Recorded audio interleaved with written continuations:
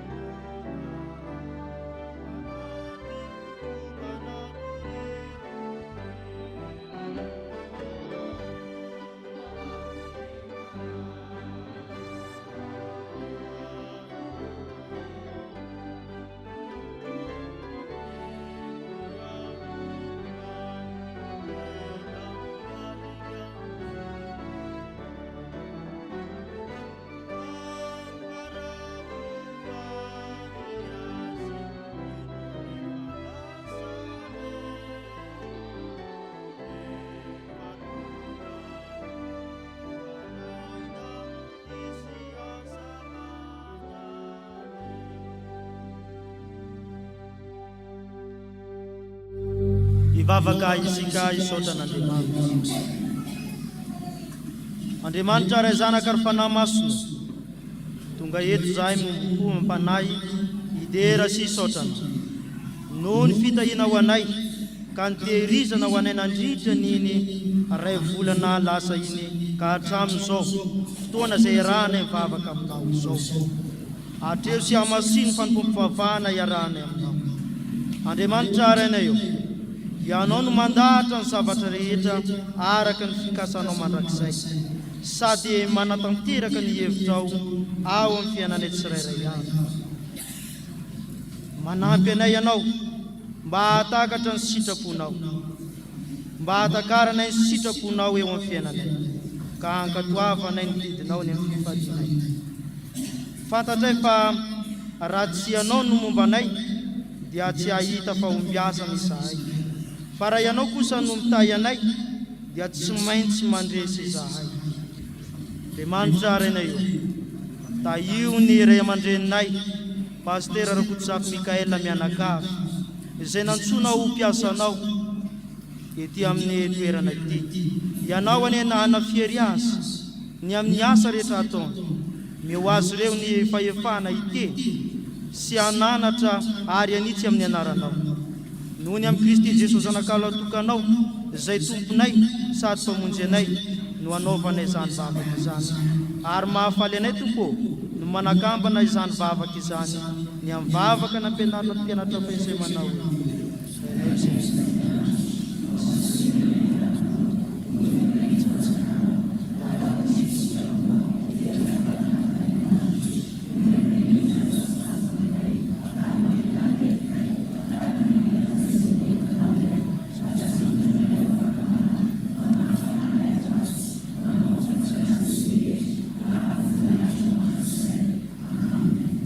ataontsika ny raha fahinambin'ny folo amin'ny firanateny.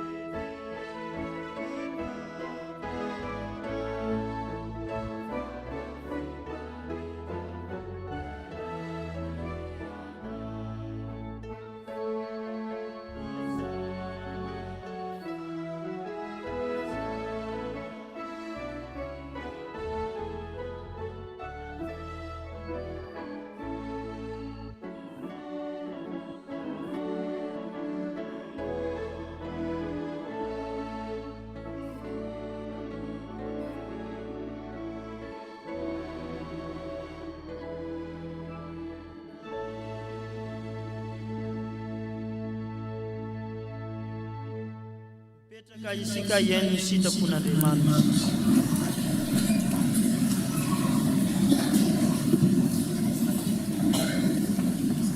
Riava, ino amin'ny fanajana teny manambara ny sitrapon'Andriamanitra amintsika.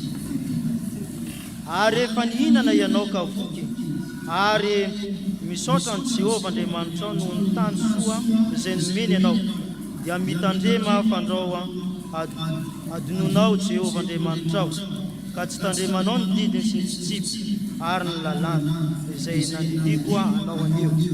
Fandao rehefa nihinana ianao ka voky, ary nanao trano tsara ka mitoetra ao, ary mihamary ny ombonao sy ny ondry amanosinao, ary mitombo ny volafotsynao sy volamenanao, ary mitombo ny fanananao rehetra, dia hiavinavina ny fonao ka ho adinonao Jehovah Andriamanitrao izay nitondra anao nivoaka amin'ny tany Egipto tamin'ny trano nandevosana nareo. Amen. Sambatra ny mahitsy lalana izay mandeha araka ny sambatra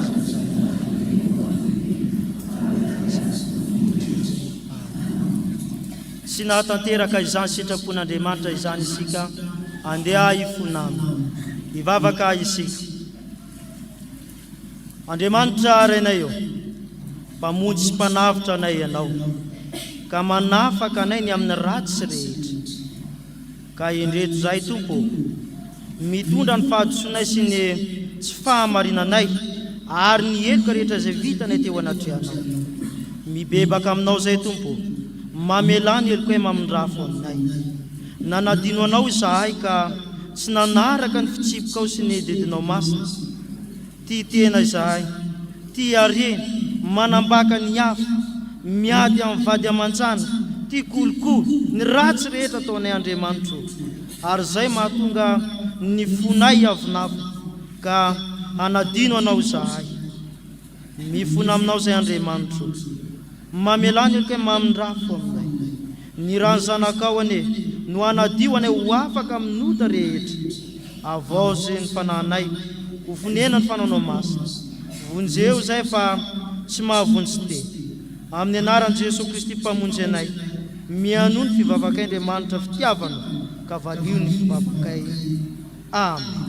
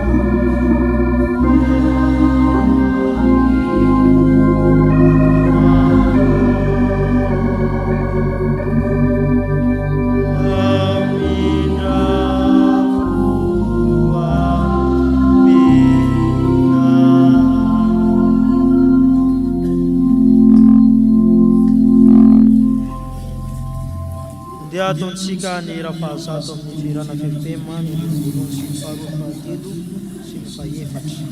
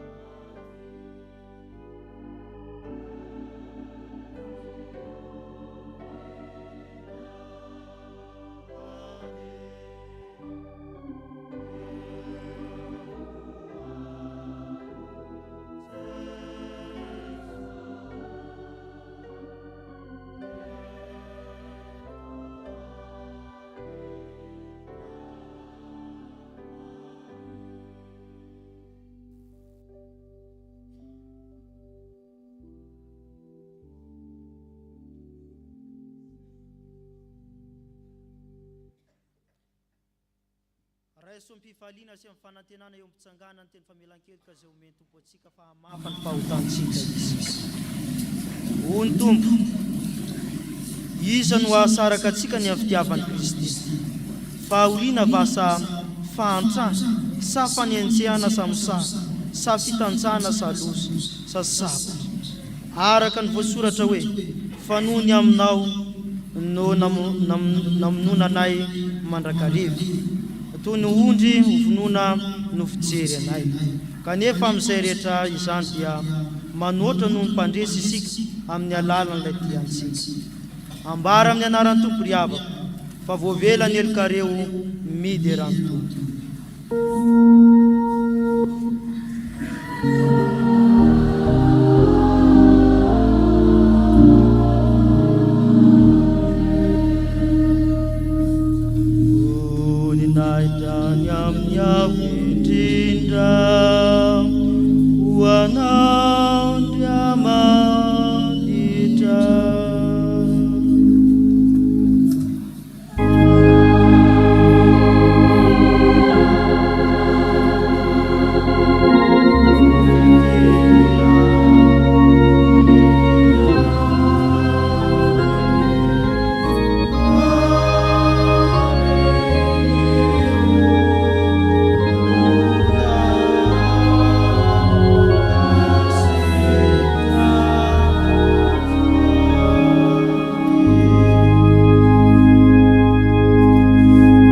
Petraka amin'ny fifaliana isika.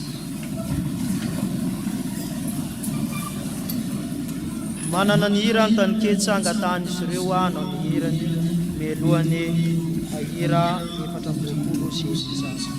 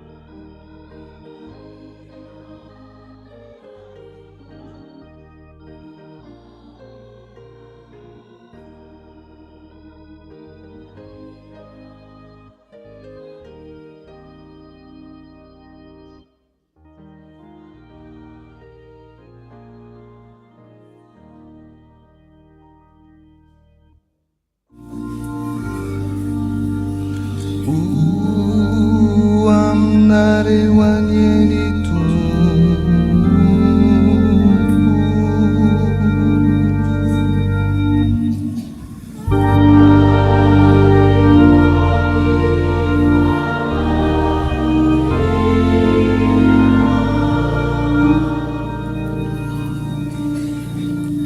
amaky sy hainy soratra masina isika ry havana arak'izay hita ao amin'ny salamo fahavalo ambinipolo ny andininy fafito ka hatramin'ny andininy faefatra ambin'ny folo. Salamo fahavalo ambinipolo ny andininy fafito ka hatramin'ny andininy faefatra ambin'ny folo. Rehefa hita dia vakina amin'ny anaran'i Jesosy. Andriamanitro, raha nandeha teo alohan'ny olonao ianao ka namaky ny efitra, dia niorooro ny tany ary nitaitaika ny lanitra tamin'ny fanatrehan'Andriamanitra. Na iry sy na iry aza tamin'ny fanatrehan'Andriamanitra, Andriamanitry ny Israely. Raha ny noram-pitahiana no nalatsaka ao tamin'ny lovanao, Andriamanitro, ary raha kotra izy dia novelombelominao. Ny olonao taman-toerana teo, mamboatra ho an'ny ory araka ny fahasoavanao ianao, Andriamanitro. Ny tompo manome ny teny, ary ny vehivavy mpilaza soa dia antokony lehibe. Ireo mpanjaka be miaramila dia vaky mandositra, ary ny vehivavy izay mitoetra ao an-trano no mizara ny babo. Raha mandro eo amin'ny vala ianareo, dia ho tahaka ny elam-borom-bailala miravaka volafotsy, ary ny volo no miravaka volamena tsara. Raha eliny tsy toy eo ny mpanjaka maro, dia latsaka ny oram-panala ao zalimona.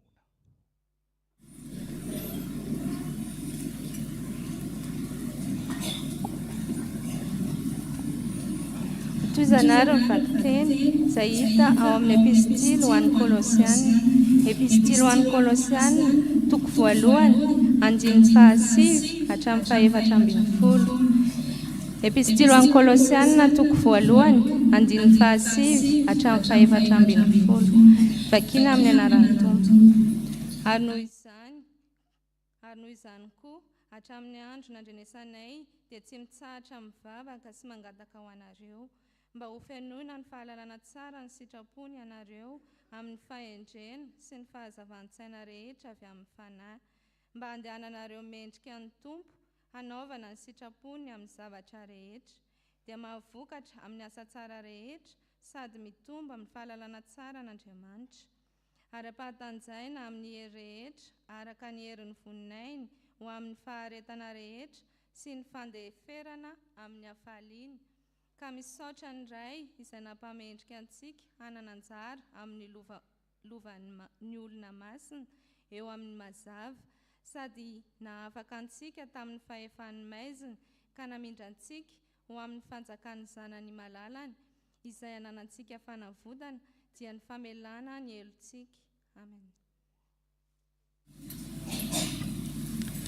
Iara hitsangantsika andreny filazantsara.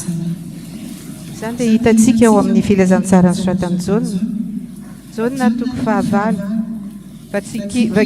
vakina manomboka amin'ny andininy faharoa ambin'ny folo hatratra amin'ny andininy fahasivy ambin'ny folo.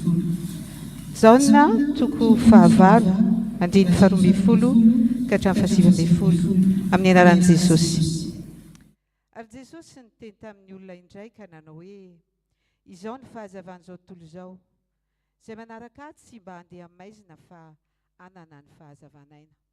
Ary hoy ny fariseo taminy, ianao manambara ny tenanao, koa tsy marina ny fanambaranao. Jesosy namaly ka nanao taminy hoe, na dia manambara ny tenako aza aho, dia marina ny fanambarako, satria fantatro izay ny haviako sy izay alehako. Fa ianareo kosa tsy mahalala izay haviako na izay alehako. Ianareo mitsara araka ny nofo, izaho tsy mitsara olona na dia iray akory aza. Ary na dia mitsara aza dia marina amin'ny fitsarako, satria tsy irery aho, fa izaho sy ny ray izay naniraka ahy. Ary voasoratra ao amin'ny lalànareo fa marina ny fanambaran'ny olona roa lahy. Izaho no manambara ny tenako, ary ny ray izay naniraka ahy dia manambara ahy koa. Dia hoy ireo taminy, aiza irainao? Jesosy namaly hoe, samy tsy fantatrareo na izaho na ny raiko, Raha nahalala ianareo dia ho nahalala ny ray kokoa. Ray Masino, manamasinanay amin'ny fahamarinana, teninao ny fahamarinana. Amen.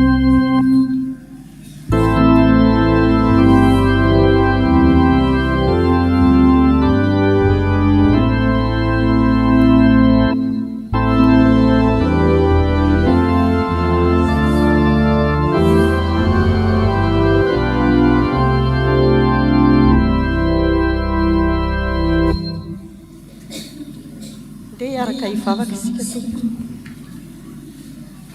Jesosy tomponay eo, misaotra midera mankalaza ny anaranao ary manome voninahitra anao izay.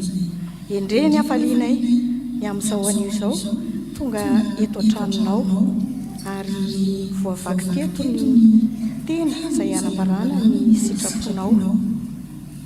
Faly tokoa izahay satria nomenao tombonandro ka mbola velona hatrampamonjena ahafahanay misitraka ny fahafantarana sy ny fandraisanay ny teninao amin'ny alalan'ny mpanomponao.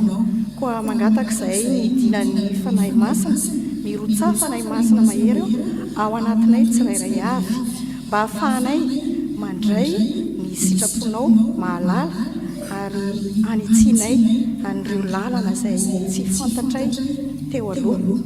Koa midina tafio ny mpanomponao izay voatendry hanambara izany ary rakofony ranao soa izy hanambarany miampita aminay rehetra ny sitraponao. Koa mitenena tompo fa miaino anao izay mpanomponao. Dia amin'ny anaran'i Jesosy ny anaovana izany vavaka izany. Amen.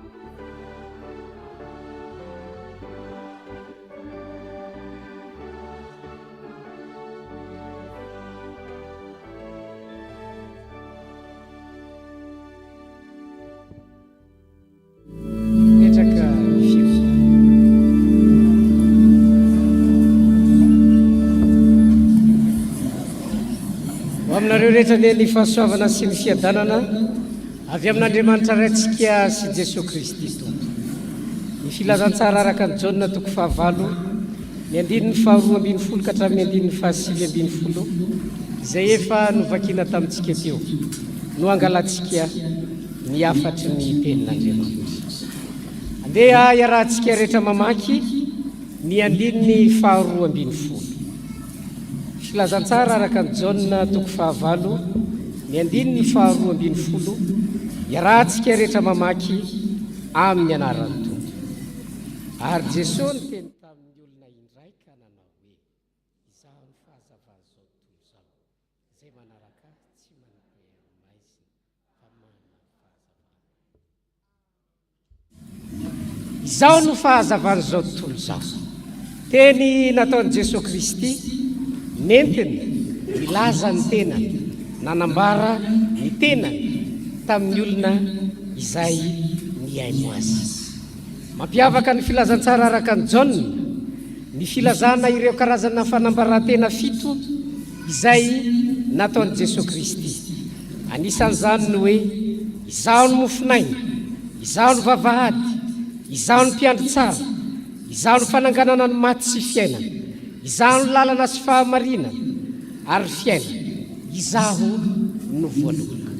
Eto isika dia mahita ny filazan'i Jesosy Kristy, ny fanambarantena nataon'i Jesosy Kristy hoe izaho no fahazavana zao tontolo izao. Mampitodika ny olona amin'ny tenan'i Jesosy Kristy i Jaona, satria io Jesosy Kristy io ilay nirahan'Andriamanitra, io ilay tonga ety amin'izao tontolo izao. Izy no mpamonjy izao tontolo izao. Ka izay rehetra mandreny aminy, izay rehetra mandreny ny teny, izay rehetra mahafantatra azy dia tokony hino an'izany Jesosy Kristy zany. Jesosy Kristy fahazavana zao tontolo izao. Voalohany mizara fahazavana amin'izay manaraka azy. Mazava ny voalazan'ny soratra masina eo amin'ny 12 izaho no fahazavana zao tontolo izao izay manaraka ahy tsy mba mandeha maizina fa hanana ny fahazavana ainy. Tamin'ny fotoan'androny ny raby na ny mpampianatra jiosy dia nampiasa ny fahazavana entina manondro ny Mesia. Raha voateny zany izy hoe fahazavana dia entina ilazana ilay Mesia ho avy izay. Satria ny asan'ny Mesia dia hitondra fahazavana eo amin'ny fiainan'ny olona. Ny asan'ny Mesia dia hanome fiainana ho an'ny olona. Ary zay no nahatonga Jesosy tsy nisalasala ny teny hoe izaho no fahazavana zao tontolo izao. Ity fotoana ity koa taoriana kely voatapitra zany ny fankalazana ny fetin'ny tabernakely tao amin'ny tempoly. Tao amin'ny tempoly nandritry ny fotoana izay nankalazana ny fetin'ny tabernakely io dia misy tao amin'ny efitry ny vehivavy, misy mo kianja maromaro tao amin'ny tempoly, misy ny kianjan'ny vehivavy. Dia tao amin'ny kianjan'ny vehivavy misy jiro mazava be, ary io jiro io dia mirehatra na andro na alina. I Jesosy dia anisan'ny nanatrika any fotoana fankalazana ny fetin'ny tabernakely tao amin'ny tempoly io. Rehefa tapitra io fivoriana io, rehefa tapitra io fankalazana io dia izay no nahatonga Jesosy ny resaka momba ny fahazavana.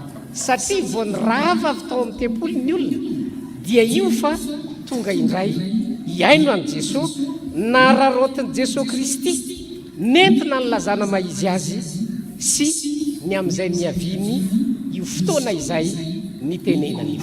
Ary zay nahatonga Jesosy nampiverina ny olona ka nyteny hoe izaho ny fahazavana zao tontolo izao.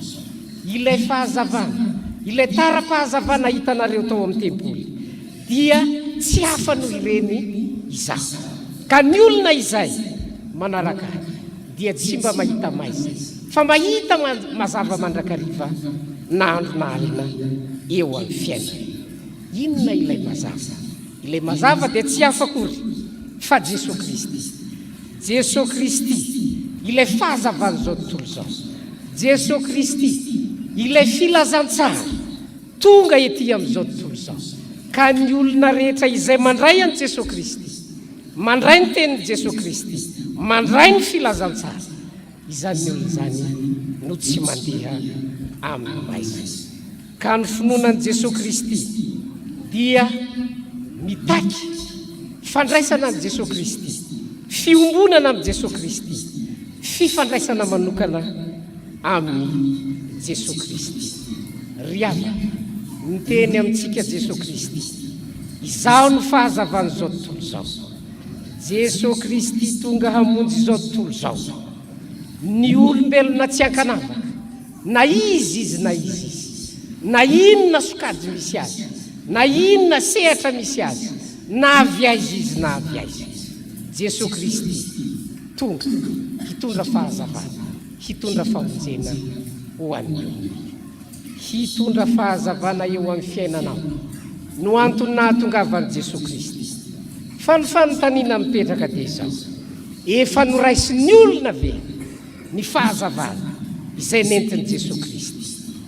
Tiany olona ve ny fahazavana izay nentin'i Jesosy Kristy eo amin'ny fiainan'ny olona?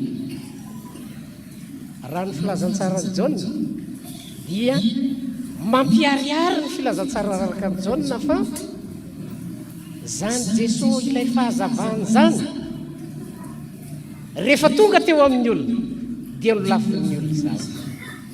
Ary hatrany am-boalohany dia efa mbarany soratra masina fa tonga teo amin'ny olona ny mazava fa tsy noraisin'ny olona. Ary zany no ampatsivan'ny soratra masina ito, ampatsivan'i Jesosy Kristy amintsika indray. Fa i Jesosy Kristy tena mihitsy no miteny eto hoe izao no fahazavan'izao tontolo izao. Fa ny mampalahelo dia izao: na dia tonga teo amin'ny olona aza ny mazava, aleon'ny olona ny maizina satria ratsy ny asa. Fiava, ary zany ndray no manahirana eo amin'ny fiainantsika. Rehefa miteny Jesosy Kristy, mitondra fahazavana eo amin'ny fiainantsika, mitondra ny fahatsarany mazava eo amin'ny fiainan'ny olona, lavin'ny olona zany. Satria inona ny antony? Tsy mety amin'ny olona ny fahazavana izay hoentin'i Jesosy Kristy. Tsy mety amin'ny olona ilay famonjena nentin'i Jesosy Kristy. Tsy mety amin'ny olona i Jesosy Kristy mihitsy. Tsy mandray an'i Jesosy Kristy ny olona satria misasy ilay maizy. Ary zany no manahirana eto.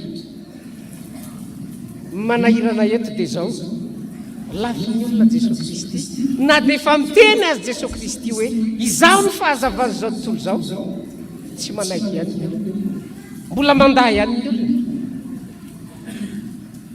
Izay rehetra mankahala ny maizina dia misafidy hanaradian'i Jesosy Kristy. Izay rehetra mankahala ny maizina dia misafidy hiaina ny fahazavan'i Jesosy Kristy. Izay rehetra mandahy ny maizina dia misafidy hanaraka an'i Jesosy Kristy. Tahaky ny soratra masina amintsika, ny iainantsika ny fahazavan'i Jesosy Kristy. Tahaky ny tenin'Andriamanitra amintsika, fa raha manaradian'i Jesosy Kristy isika dia mila miaina an'izany fahazavan'i Jesosy Kristy zany. Indraindray tokoa manaradian'i Jesosy Kristy mety amin'ny olona ihany, ary toa manahirana izany atao hoe ianao dia tsy kristianina. Toa manahirana zany raha amin'izao andro iainantsika izao. Raha anontaniana, misy manontany anao hoe ianao dia olona tsy mivavaka, dia ohatran'ny hafahafa zany. Ary raha misy miteny koa hoe olona tsy mivavaka ohatr'itony ve, dia mbola sahirana ihany ianao hoe fa ahoana koa moa izay no atao hoe tsy mivavaka? Fa izahay dia mivavaka. izay dia manaradian'i Kristy fa saingy zao azy miaina ny fahazavan'i Kristy zay ny fahazavan'i Jesosy Kristy dia tsy afa-kory fa ny famonjena zay nentiny ho atsika ary io famonjena zay nentiny ho atsika io dia iainantsika amin'ny fiainantsika andavanandro.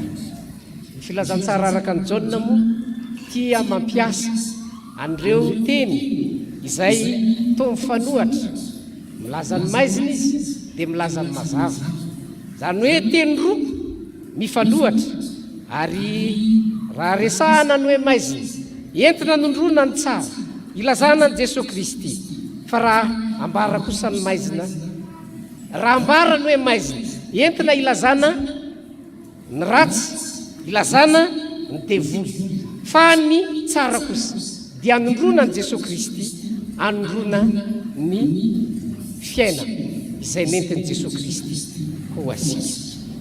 Ny ampianaran'ny soratra masina atsika dia mitona atsika ny tenin'Andriamanitra mba hiaina ny fiainan'ny olom-boavonjy eo amin'ny fiainantsika andavanandro.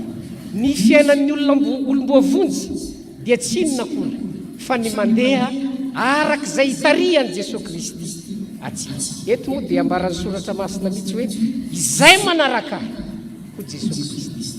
Rehefa ny safidy anaradian'i Jesosy Kristy isika, dikan'izay dia izao, izay alehan'i Jesosy Kristy no alehantsika.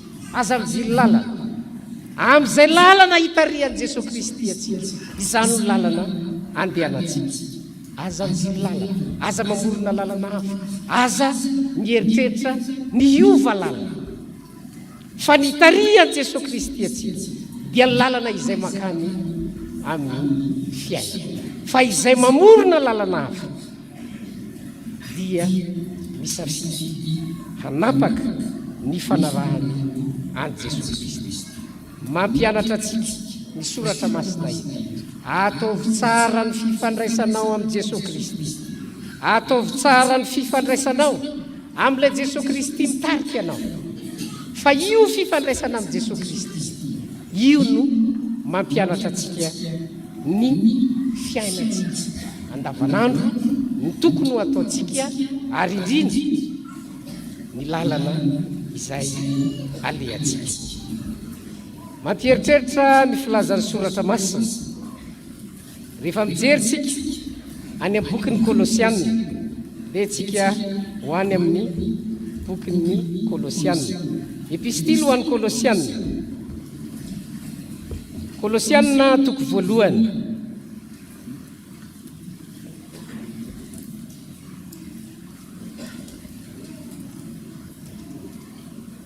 Ny andininy fahasivy, Kolosianina toko voalohany, ny andininy fahasivy, iarahantsika rehetra mamaky amin'ny anaran'ny Tompo.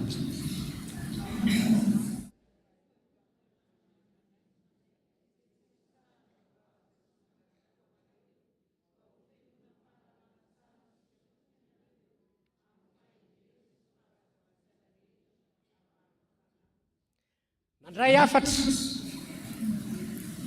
momba ny fiangonana tany Kolosi i Paoly Apôstôly. Rehefa nandray afatra izy fony izy tany an-tranomaizina dia nanoratra nyity epistily ity. Any an-tranomaizina i Paoly nandrefa ny fiangonana ny Kolosi dia fiangonana izay manana finoana sady be fitiavana.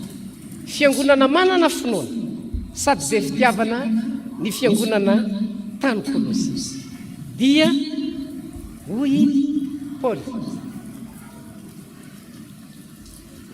rehefa nandreny finoanareo, rehefa nandreny fitiavana ao anatinareo zahay, dia ny fitiavanareo an'i Kristy dia tsy mitsahatra ny mivavaka ho anareo. Ny soratra masina zany eto mampianatra hoe ay mahatonga atsika maharitra amin'ny finoana, mitana amin'ny finoana, mandrakariva, manoloana ny zava-misy aty ambonin'ny tany dia misy mivavaka ho atsika. Ndao mojerentsika ny andininy fahafolo, ny andininy fahafolo Kolosianina toko voalohany ny 10 iarahantsika rehetra mamaky amin'ny anaran'ny tompo mba handehananareo mendrika ny tompo anaovana ny sitrapony amin'ny zavatra rehetra dia mahavokatra amin'ny asa tsara rehetra sady mitombo amin'ny fahalalana tsara an'Andriamanitra. Ay zany isika reto sika moa mahazatra antsika ny fomba fiteny hoe mivavaha ho anay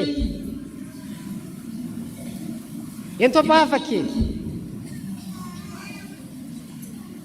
tsara zany ny antony dia izao mahatonga atsika miorina amin'ny finoana, mahatonga atsika mandeha mendrika ny tompo, mahatonga atsika mahavokatra tsara miasa tsara rehetra dia misy mivavaka ao atsika, misy mivavaka ao atsika ary io tsy fantatritsika. Misy olona mivavaka ho anao, misy mivavaka ho anao fa saingy ianao tsy manam-po, ary zay no antony mahatonga atsika mbola mahajoro tsara ka afaka mandeha araka ny fahazavan'i Kristy. Mivavaka izay ataon'ny olona tsirairay, mivavaka izay ataontsika ireto no mahatonga atsika ho tafiorina tsara amin'ny fo. Mampahatsiahy atsika ny soratra masina eto fa ay zany raha mbola afaka manaradian'i Jesosy Kristy ianao, mandeha arak'izay itarian'i Jesosy Kristy atsika, mandeha mendrika ny tompo dia satria mivavaka ho anao namana. Raha ny marina zany dia zao hoe tsy ampy mahajoro atsika, tsy ampy joroantsika no hoe isika ihany no mivavaka ho an'ny tenantsika. Raha ianao ihany zany no mivavaka ho anao, mahajoro ianao, fa saingy zao tsy maharitra. Ary zay no mahatonga ny soratra masina miteny amintsika eto hoe mivavaka amin'Andriamanitra isika, mba ahafahantsika mandeha araka ny fahazavan'i Kristy, ahafahantsika mandeha manaradian'i Kristy amin'ny zavatra rehetra. Amin'ny zavatra rehetra dia zao na inona ny mitranga, na mora na misasa, na ny fifaliana na ny fahoriana dia manaradian'i Kristy satria Jesosy Kristy ilay niteny tamintsika hoe izaho no fahazavan'ny ka na dia mandalo maizina ary tsika mahita aizina Jesosy Kristy eo amin'ny fiainantsika mandrakariva, ary io Jesosy Kristy eo amin'ny fiainantsika io no isika rehetrarehetra mifampivavaka dia mahajoro tsara eo amin'ny fanompona isika. Ny fotoanan'io dia fotoana izay natokany fiangonana hitondranam-bavaka ny ray aman-dreny mpitandrina mianakavy. Averiko ilay nambarako teo hoe mandrakarivintsika rehefa mahita ny pastera dia ahoana antsika pastera mahindram-bavaka foana, pastera mahindram-bavaka foana. Tsara zany, fa tsy zany tsara zany, fa izao ny tokony tsy ho adinoina koa dia izao isika ihany koa tokony hitondram-bavaka ny pastera. Ny fiangonana moa mieritreritra ny pastera, zatra mahita an'ilay pastera mijoro eto dia mieritreritra izy hoe zany pastera zany mafy be zany, fa tsy zany ka tsy mila entina-bavaka zany fa efa mafy zany marina zany. Fa izao noho ny amin'ny Kristy dia mijoro izy, noho ny amin'ny Kristy dia mafy be izy. Fa saingy zao ny ampianarany soratra masina atsika tsy maintsy mifampivavaka izy mba hahatonga atsika samy andeha mendrika ny tompo, mba hahatonga atsika ahery hatrany, tsy ho kivy, tsy ho ketraka, manoloana ny zava-tsara izay iainantsika eo amin'ny fiainantsika andavanandro. mitona atsika ny tenin'Andriamanitra mba hahafahantsika mifampivavaka mandrakariva fa izany no antoka hampaharitra atsika amin'ny fivavahana ahatonga atsika samy hahavita be amin'ny asa tsara dia ny asa tsara izay nampanaovy ny tompo atsika amin'ny fotoana tahaka izao fotoana manokana eo amin'ny fiainan'ny ray aman-dreny mpitandrina ny anakavy mivavaka ho azy ny fiangonana manontolo miray fo miray saina miray hevitra miara mivavaka dia mivavaka ho an'ny mpitondra ho an'ny ray aman-dreny mpitandrina ny anakavy ataovy fifaliana ho anao zany hoe manana anjara hivavaka ho an'ny ray aman-dreny mpitandrina ny anakavy zany atao fifaliana zany satria omeny tompo olona isika hitarika atsika omen'Andriamanitra fahafahana isika hivavaka ho azy omen'Andriamanitra fotoana isika ahafahantsika mivavaka ho azy ny antony mba handehanany mendrika ny Kristy mba handehanantsika mendrika ny tompo satria na izy mianakavy na isika dia ampianaran'ny soratra masina fa tokony handeha mendrika ny tompo avokoa zavatra faharoa ampianaran'ny soratra masina antsika eto Jesosy Kristy fahazavan'izao tontolo izao milaza ny marina milaza ny marina i Jesosy Kristy verina ny amin'ny filazantsara araka ny Jaonitsika Jesosy Kristy fahazavan'izao tontolo izao milaza ny marina iarahantsika rehetra mamaky ny andininy faha 7 filazantsara araka ny Jaona toko fahavalo ny andininy faha 7 iarahantsika rehetra mamaky amin'ny anarany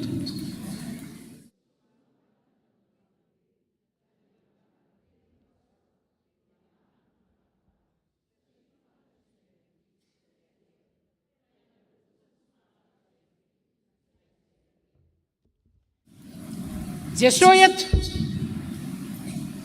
dia milaza amin'ny olona fa tsy fantatry ny olona izay niaviny satria tsy fantatry ny olona izay niaviny Jesosy Kristy dia misalasala ny olona ny amin'ny fanambarana izay nataon'i Jesosy Kristy ary zay mahatonga ny fariseo eo amin'ny andininy faha 13 dia niteny mihitsy hoe ianao manambara ny tenanao koa tsy marina ny fanambaranao ny Jiosy dia zatra fa isaky ny miteny dia miantso vavolombelona isaky ny teny izy miteny zavatra anankiray dia antsona ny vavolombelona indrindra moa raharaha izay mampiady hevitra iantsona vavolombelona ary tsy vavolombelona ray fa vavolombelona roa ary zay no nahatonga ny fariseo teto niteny tamin'i Jesosy hoe io fanambarana izay ataonao io ane tsy marina io satria tsisy vavolombelona raha marina ny fanambaranao dia lazao aminay oeto hoe iza ny vavolombelona izay fitadiavan'ny fariseo profo sy vavolombelona manamarina ny teny voalazan'i Jesosy Kristy izay no nahatonga ny Jesosy Kristy nanazaza raha fantatrareo Jesosy Kristy fa avy tany an-danitra avy tany amin'ny ray aho dia nino ny fanambarako ianareo fa satria tsy fantatrareo izay niaviko tsy fantatrareo ny ray dia tsy mahagaga raha ohatra ka tsy mino ny fanambarako ianareo marina ny fanambaran'i Jesosy Kristy eo amin'ny andininy faha 7 moa dia ambarany Jesosy Kristy mazava ary na dia mitsara dia marina ny fitsarako satria tsy irery aho fa izaho sy ny ray izay naniraka amin'ny Jesosy zany ny vavolombelona lehibe indrindra izy Andriamanitra Jehovah Andriamanitra ny vavolombelona lehibe indrindra tamin'ny fanambarana izay nataony ary zay no mahatonga Jesosy Kristy tsy nitady vavolombelona tsy nitady olona hanamarina tsy nitady olona hiteny fa hoe tena marina tokoa zany lazainy Jesosy zany fa minoa ianareo satria Andriamanitra ray dia ampy ho vavolombelona amin'ny teny rehetra izay nambarany Jesosy Kristy ry havana raha amin'ny teny Jesosy Kristy hoe izaho ny fahazavana zao tontolo zao dia mampahatsiahy atsika fa ny fanambarana rehetra izay nataony ny teny rehetra izay nataony Jesosy Kristy ny fampianarana rehetra izay nomeny atsika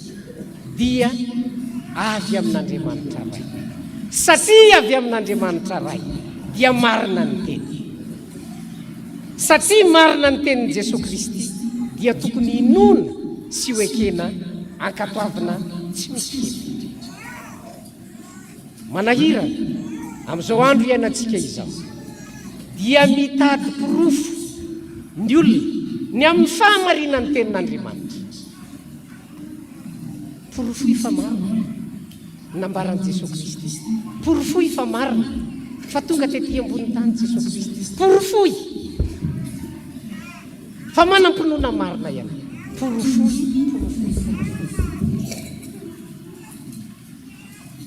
ny olona tahaka zany dia ambarany soratra masina eto ambarany Jesosy Kristy fa tsy mahafantatra izay ny avy ary tsy mahafantatra izay halery ny olona izay mahafantatra fa avy tany an-danitra Jesosy Kristy ary iverina ny an-danitra indray dia mino ny fanambarany Jesosy Kristy ny fanambarany Jesosy Kristy avy tao amin'ny ray no vavolombelona milaza amintsika sy mampahafantatra atsika fa marina ny tenin'Andriamanitra ary zany no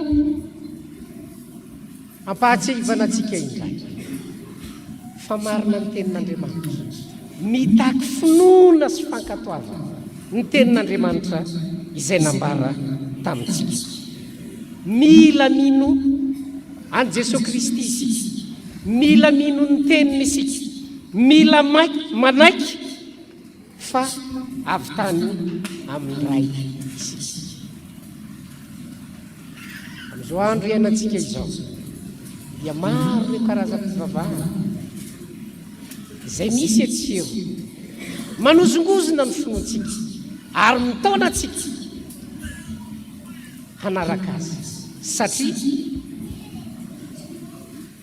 misalasala ny amin'ny fanambarany Jesosy Kristy isika kosa nefa ampianaran'ny soratra masina marina ny fanambarany Jesosy Kristy ny anjaratsika ny takina amintsika dia ny ahatonga atsika ino ny tenin'i Jesosy Kristy ka na inona izay mety fisalasalan'ny hafa na tahaky ny ahoana na manahoana ny tsy finoan'ny olona ny tenin'i Jesosy Kristy isika kosa mino fa Jesosy Kristy dia avy amin'Andriamanitra fa mariky ny tsy finoana an'Andriamanitra ray ny fisalasalana ny amin'ny fanambarana izay nataon'ny Jesosy Kristy raha ataon'ny teny hafa zany dia zao ny olona tena mino an Jesosy Kristy dia tsy mitady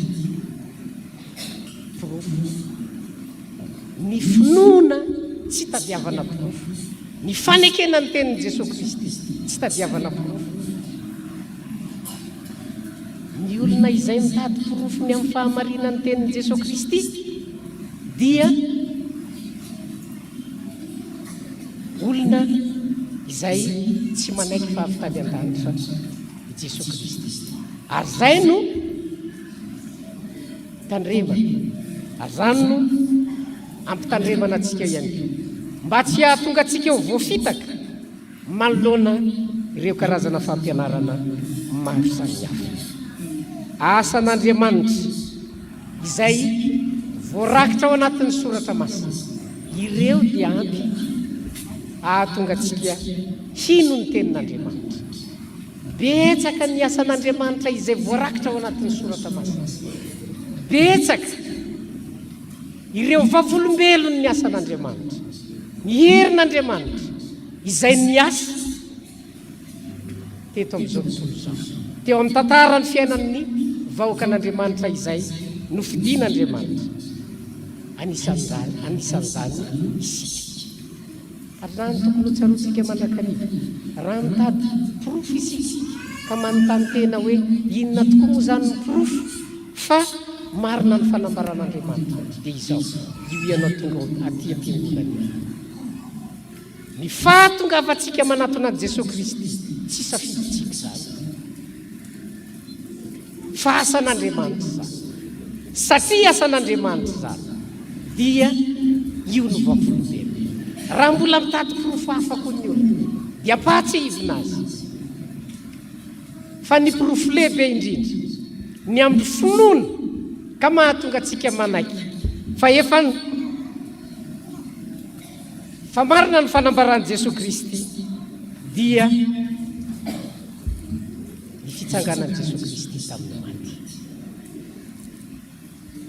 Ny fitsanganan'i Jesosy Kristy tamin'ny maty no vavolombelona lehibe indrindra ny amin'ny fahamarinan'ny tenin'Andriamanitra izay nambaran'i Jesosy Kristy. Ary zany ny havana tokony eritreretantsika hoe tena avy tamin'Andriamanitra tokoa zany Jesosy Kristy zany, ka marina ny fanambarana fa izy tokoa ilay fahazavany izao tontolo izao. Ka raha miteny Jesosy Kristy hoe izaho ny fahazavany izao tontolo izao, ny teny rehetra izay alokin'ny vavany dia marina ary tokony hoekena sy akasitrahana. Satria manaiky ny tenin'i Kristy isika dia mitoetra ao amin'ny Kristy mandrakariva.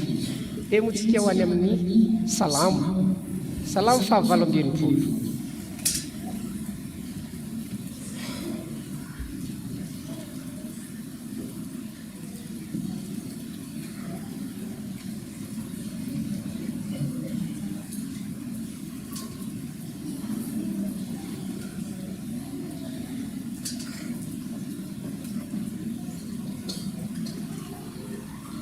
Salamo 8:20. Irahantsika rehetra mamaky ny andininy 10.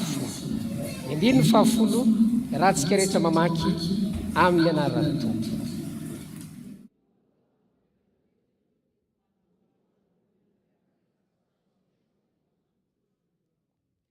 Ny olonao tamantoerana teo manamboatra ho an'ny ory araka ny fahasoavanao ianao Andriamanitra. Ny olona izay nandre ny tenin'Andriamanitra, nahafantatra ny fahasoavana nentin'i Kristy teo amin'ny fiainany, dia maninona izy? Tamana ao amin'ny Kristy. Amin'ny toerana izay nametrahan'i Kristy azy, eo izy ny tamana. Fa tsy karazan'ilay olona eo ny nametrahan'i Kristy azy, hita ny fahasoavan'Andriamanitra, iaina ny fahasoavan'i Kristy noho ny amin'ny fanambarana izay nataon'i Jesosy Kristy taminy. Iny izy mbola mivezivezy etseroa ihany, mbola makatsy makeroa ihany hitadiny. Fa ny soratra masina eto dia mampianatra antsika hoe ny olona izay mino an'i Jesosy Kristy dia tamana amin'ny toerana, tamana ao amin'Andriamanitra, tamana amin'ny toerana izay misy an'Andriamanitra. Dao moa mba hotoizantsika ihany le Salamo ny andininy 1:20. Irahantsika rehetra mamaky amin'ny anaran'ny Tompo.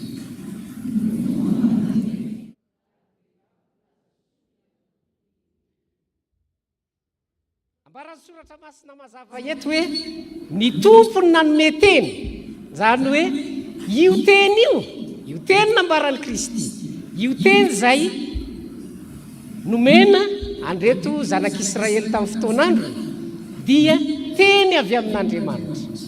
Ary mampieritreritra ny filazan'ny soratra masina azy eto hoe tamin'izany fotoana moa tany anefitra ity resaka ity dia misy fotoana mitangorongorona miara-mipetrapetraka eo miara-mipetrapetraka eo ny vehivavy dia rehefa miara-mipetrapetraka ny vehivavy dia inona ny resahany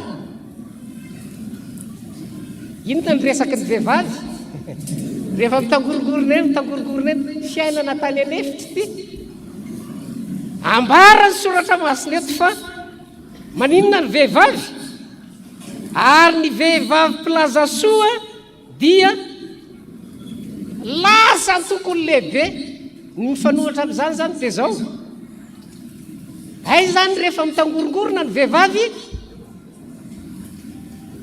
dia inona ny zavatra ho resahany rehefa mitangorongorona ny vehivavy raha io soratra masina io jerena raha ny tokony ho izy dia izao rehefa mitangorongorona mivorivory ny vehivavy mba zavatra soa ny resahany mba zavatra soa ny resahany ny antony dia zao olona manana ny tenin'Andriamanitra izy ary zany tokony fampatsiahivatsika rehefa mitangorongoronytsika ka hiresaka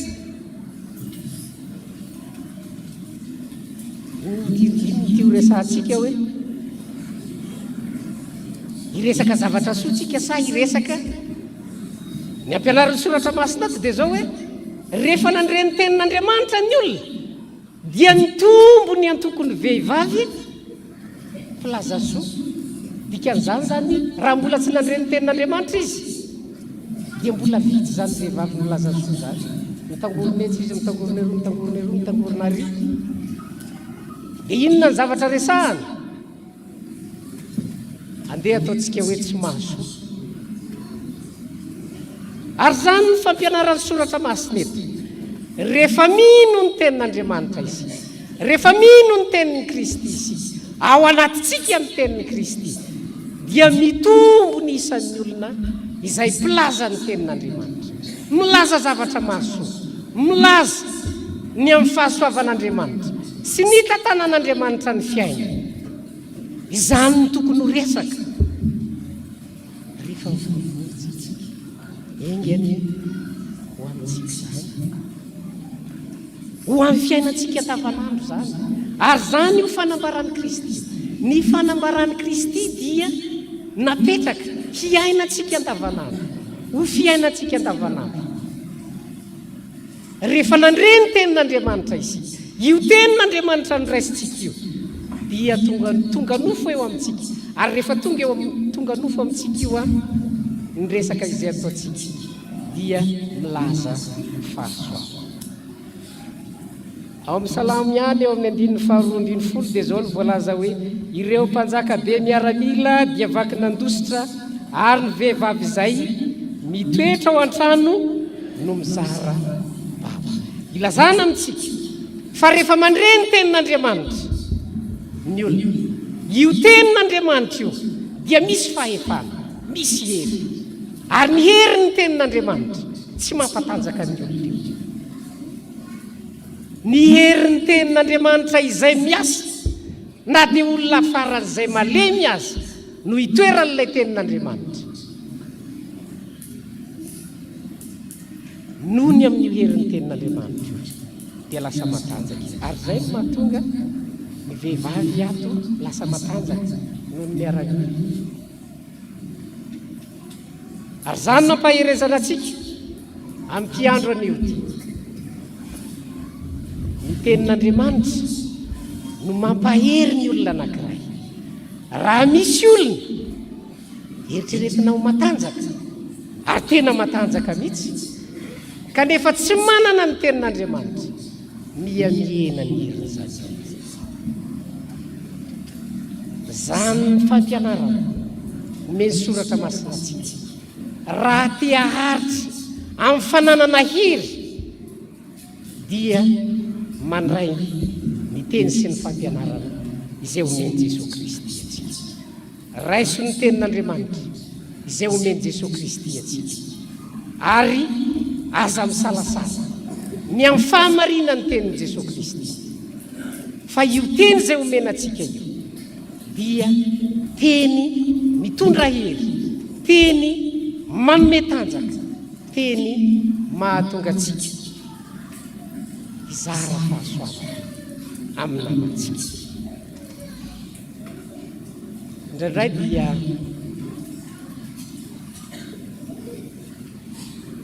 mahititsika tsika moa miatrika ny alatin'ny mpitandrina, tsika zao mahita ny pastera tsika raha amin'ny abeany ohatrany kelikely ihany izy sy zany raha samy mitsangana zao zany ohatrany hoe tena fa saingy zao manana ny tenin'Andriamanitra, noho ny amin'ny tenin'Andriamanitra izay ananana dia maninona izy? Fianarana ao atsika zany, na iza zay rehetra te ahery dia tsy maintsy mangataka ny herin'Andriamanitra, ary ilay herin'Andriamanitra ao anatiny tsy aviaizako akory no an'nyvozana an'izany fa tovozina avy ao amin'ny tenin'ny Kristy, izay manana ny tenin'ny Kristy, mino ny tenin'ny Kristy, mandray ny fanambaran'ny Kristy no mahery sy matanjaka. Eto ampamaranana azy ampahatsihivina antsika izay nambara teo, Jesosy Kristy fahazavany zao tontolo zao. Io Jesosy Kristy fahazavany zao tontolo zao io dia mizara fahazavana amin'izay manaraka azy. Safidin'ny olona ny anaradian'i Jesosy Kristy. Jesosy Kristy mitarika eo aloha, isika manaraka.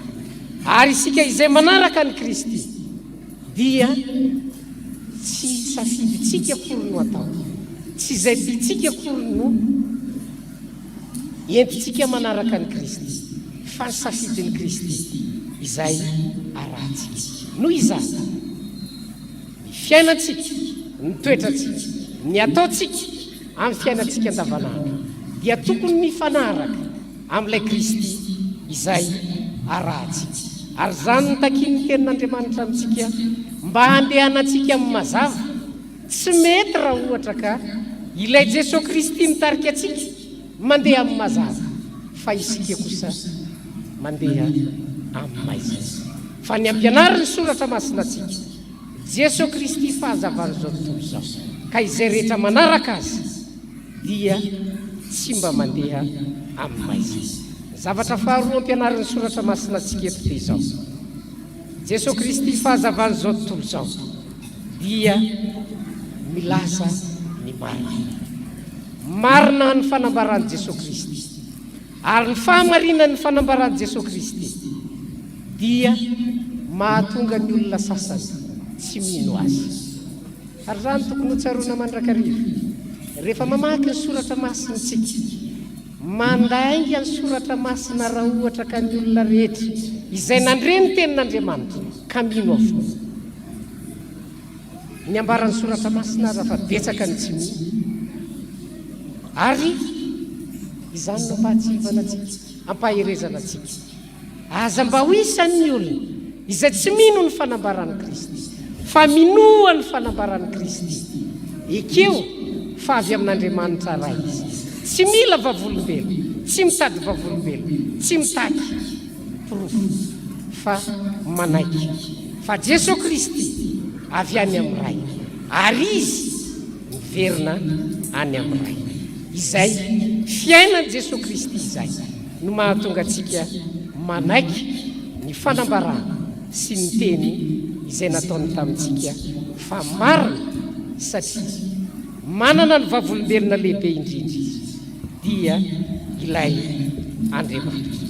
Ho Jesosy Kristy amintsika hoe izao no fahazavany zao tontolo zao. Ho an'Andriamanitra irery ny vonina. Amen.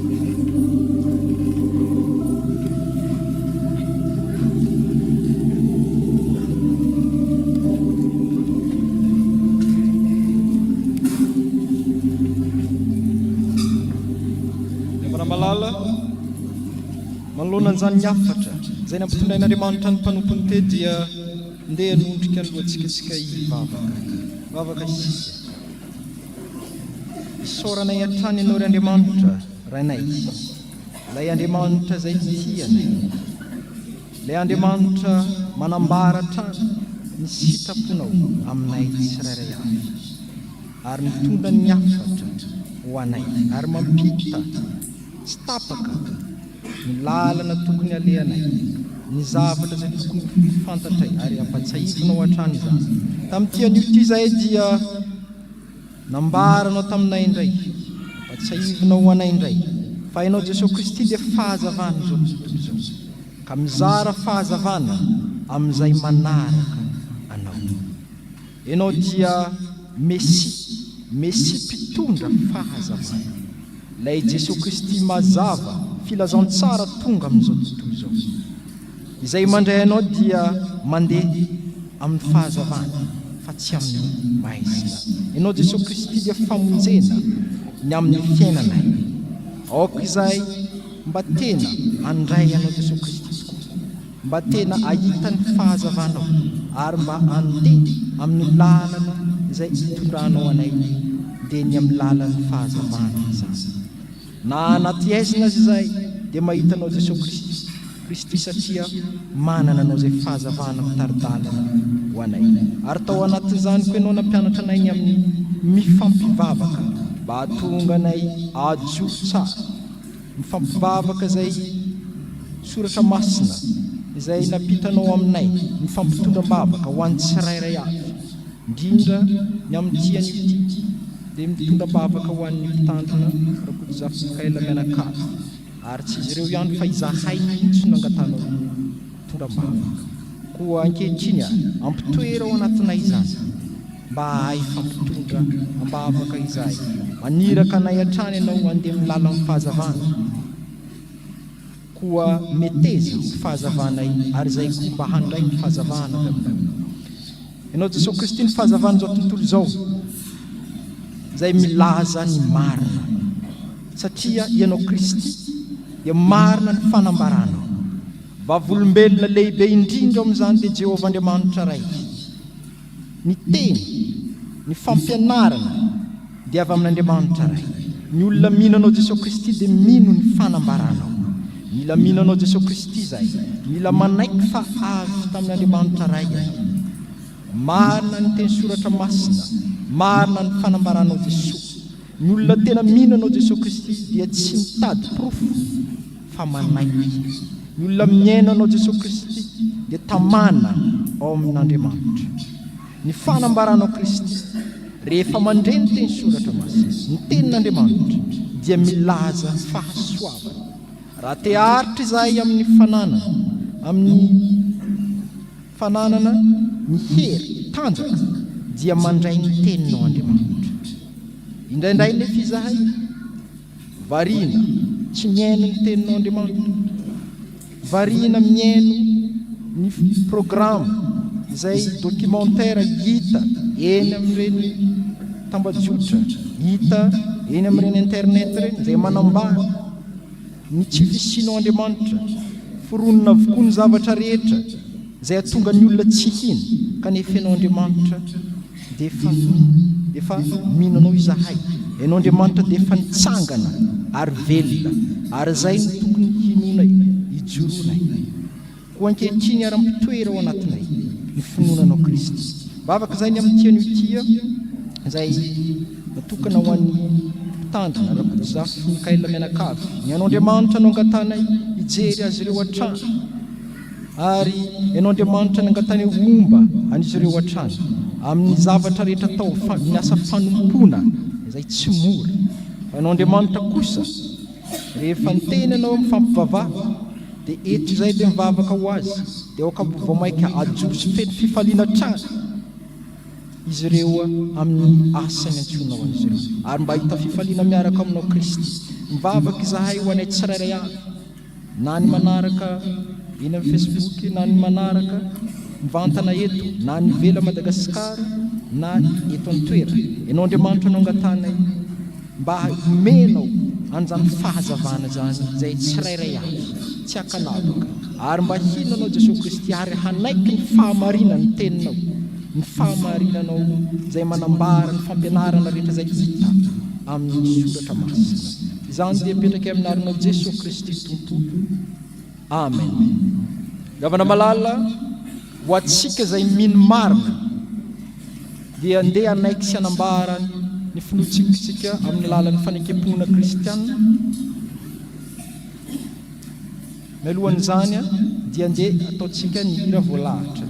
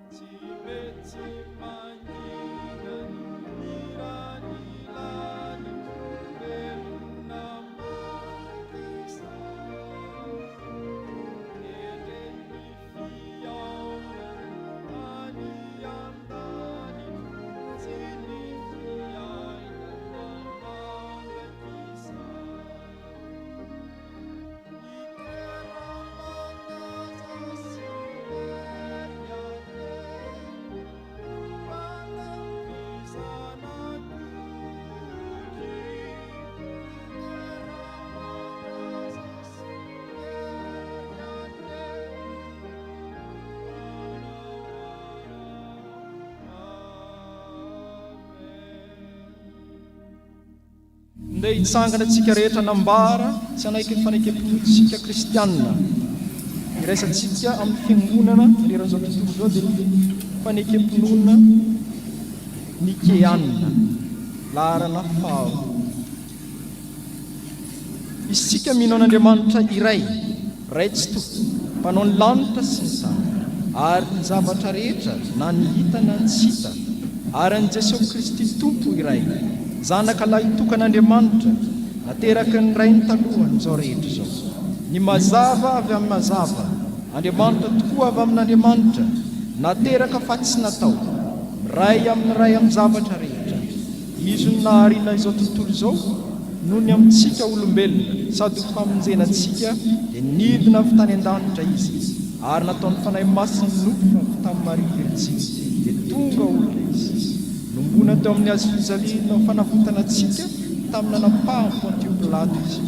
Maty izy ka nalevina, nitsangana tamin'ny maty tamin'ny andro fahatelo araka izay voasoratra izy.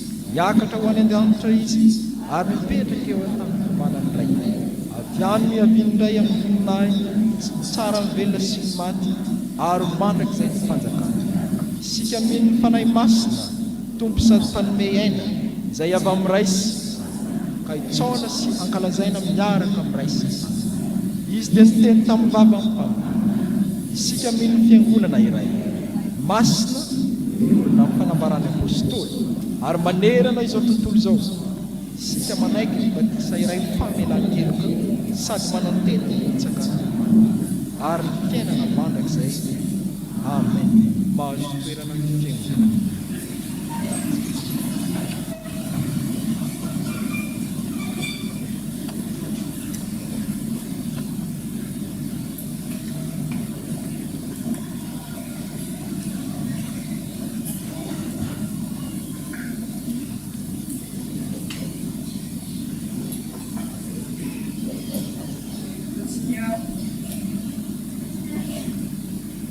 Ataontsika ny hira fahavalo amby efapolo sy roanjato ny andininy voalohany sy ny andininy faharoa dia hitsangana itengoana ireo ray aman-dreny hanolotra ny zanany handray ny sakramentany batisa.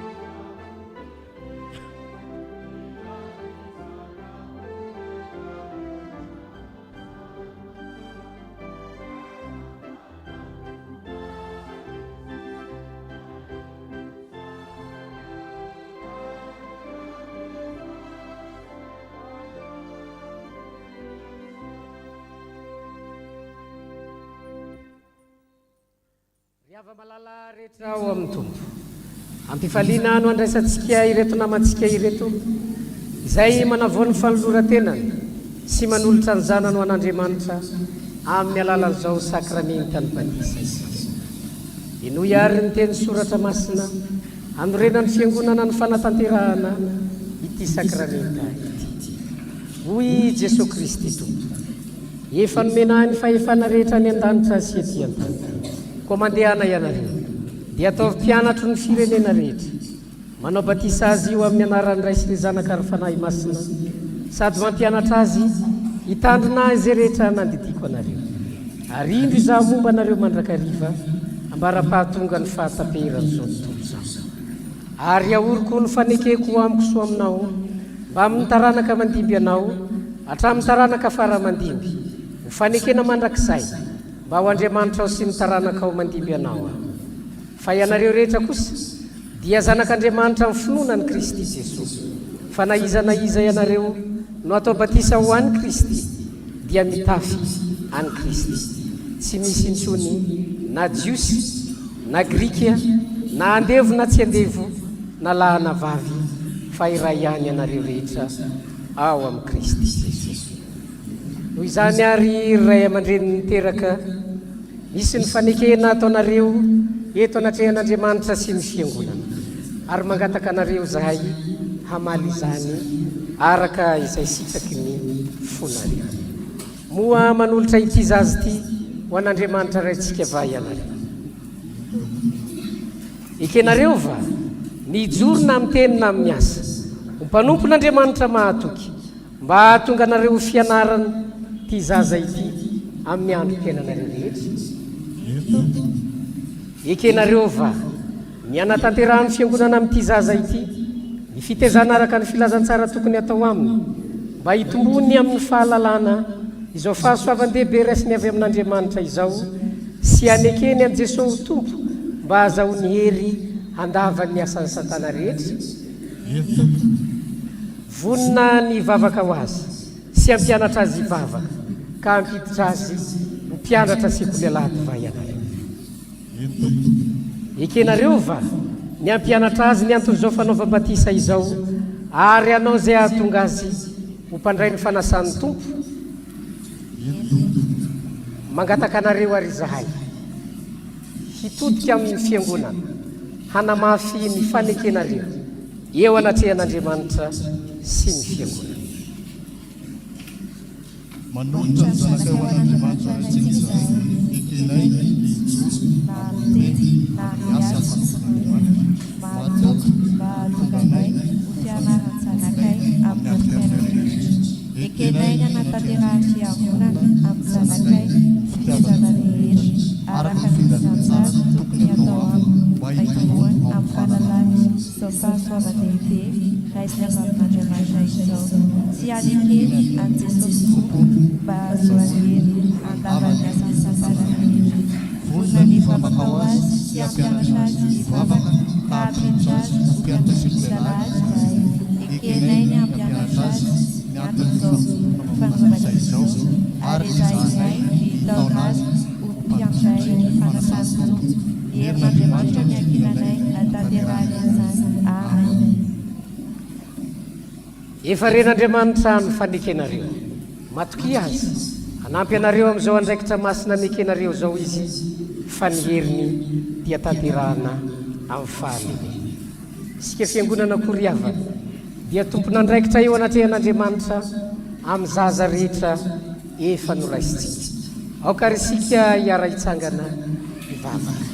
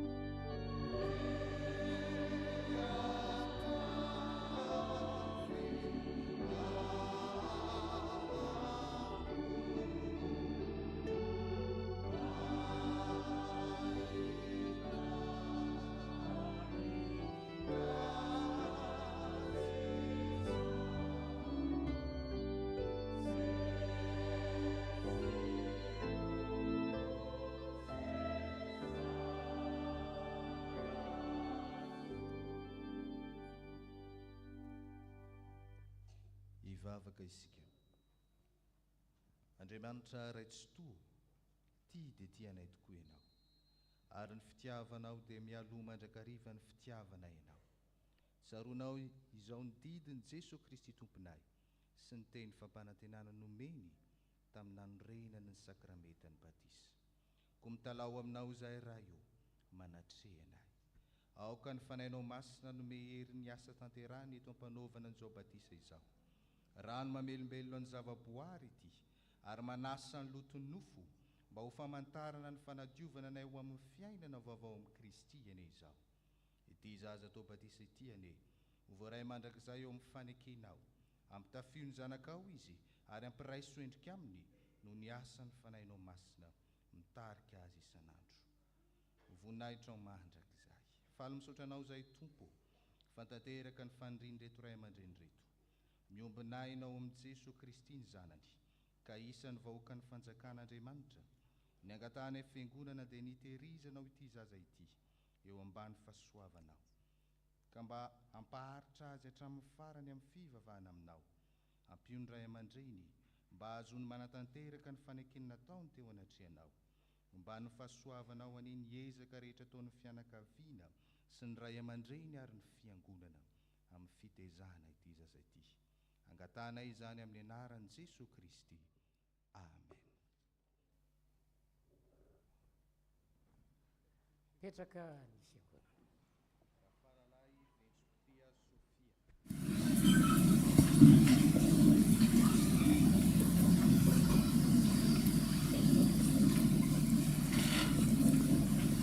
raha faralahy vetsipitia Sofia. Izaho manao batisanao ho amin'ny anaran'ny Ray sy ny Zanaka ary ny fanahy masina. Ho aminao ane ny tompontsika. Amen.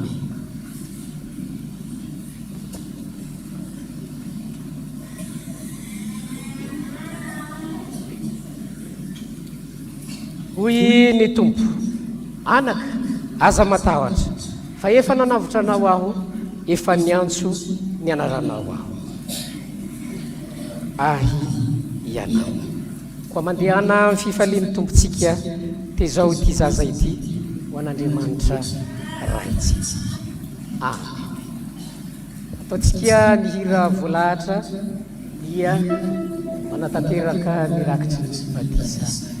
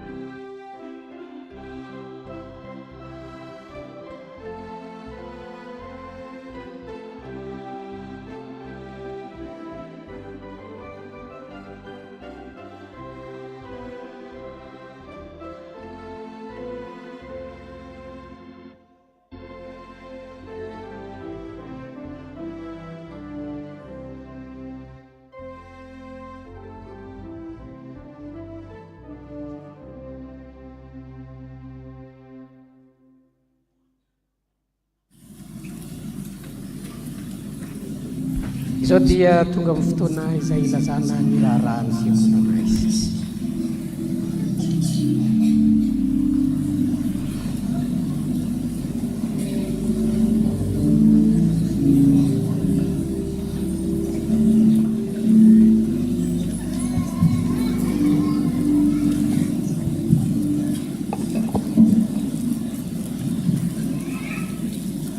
Dia ho amin'ny tomboina aminareo rehetra ny riavana, fahasoavana sy ny fiadanana avy amin'Andriamanitra ray antsika sy Jesosy Kristy tompo. Amen.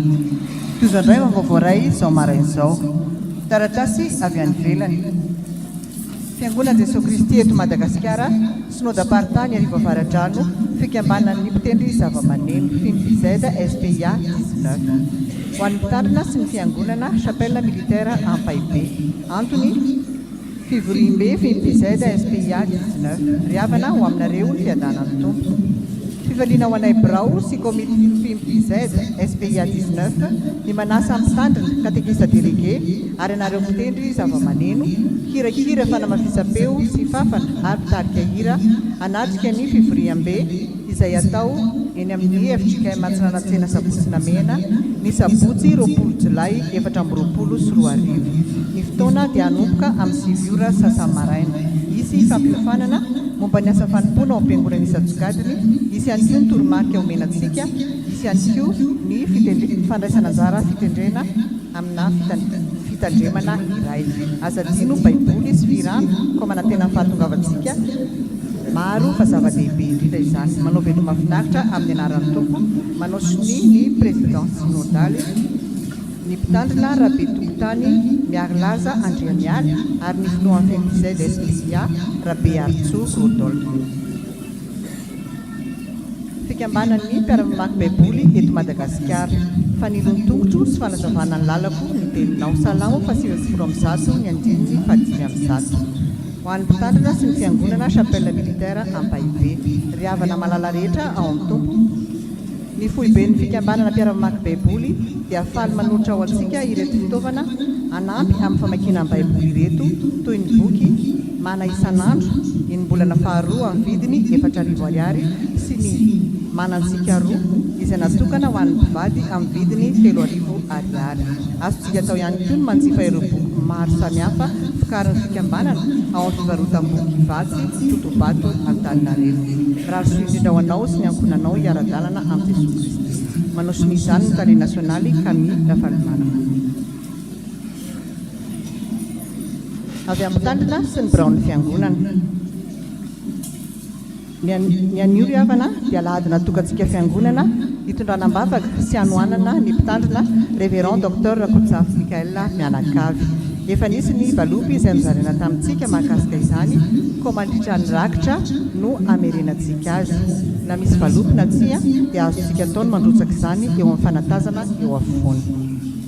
Mba mijanona vetivety ny tahaka fitiavana ao aorian'ny fampofavahana any maraina. Vaovao avy amin'ny sampana sy fikambanana. Avy amin'ny komite liturgie ampatsahivina isika komite liturgie fa mivory isika ao aorian'ny fampofavahana. Ao anatin'izany ny voamera ara-panahy isa-tsampany sy ny solotenan'ny ekolina finoana fanantenana ary ny fitiavana koa manantena ny fahatongavantsika rehetra ny amin'izany.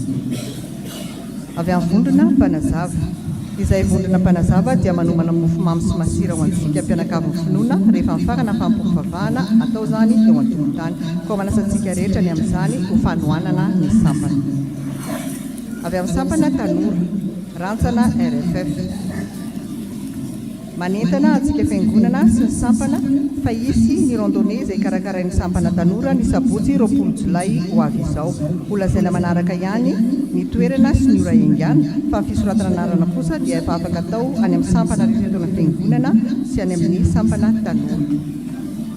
Avy amin'ny sampana asa fitoriana amin'ny filazantsara.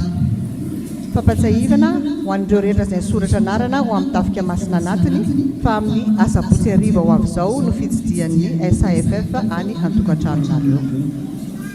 Manaraka izany dia manasa sy manentana antsika mpianakavin'ny finoana hanatrika ny fampianarana isaky ny alahady fahatelo. Izany dia araka ny lohahevitra hoe kristianina sy ny famadihana iarahana amin'ny mpitandrina Charlot Razakarivo.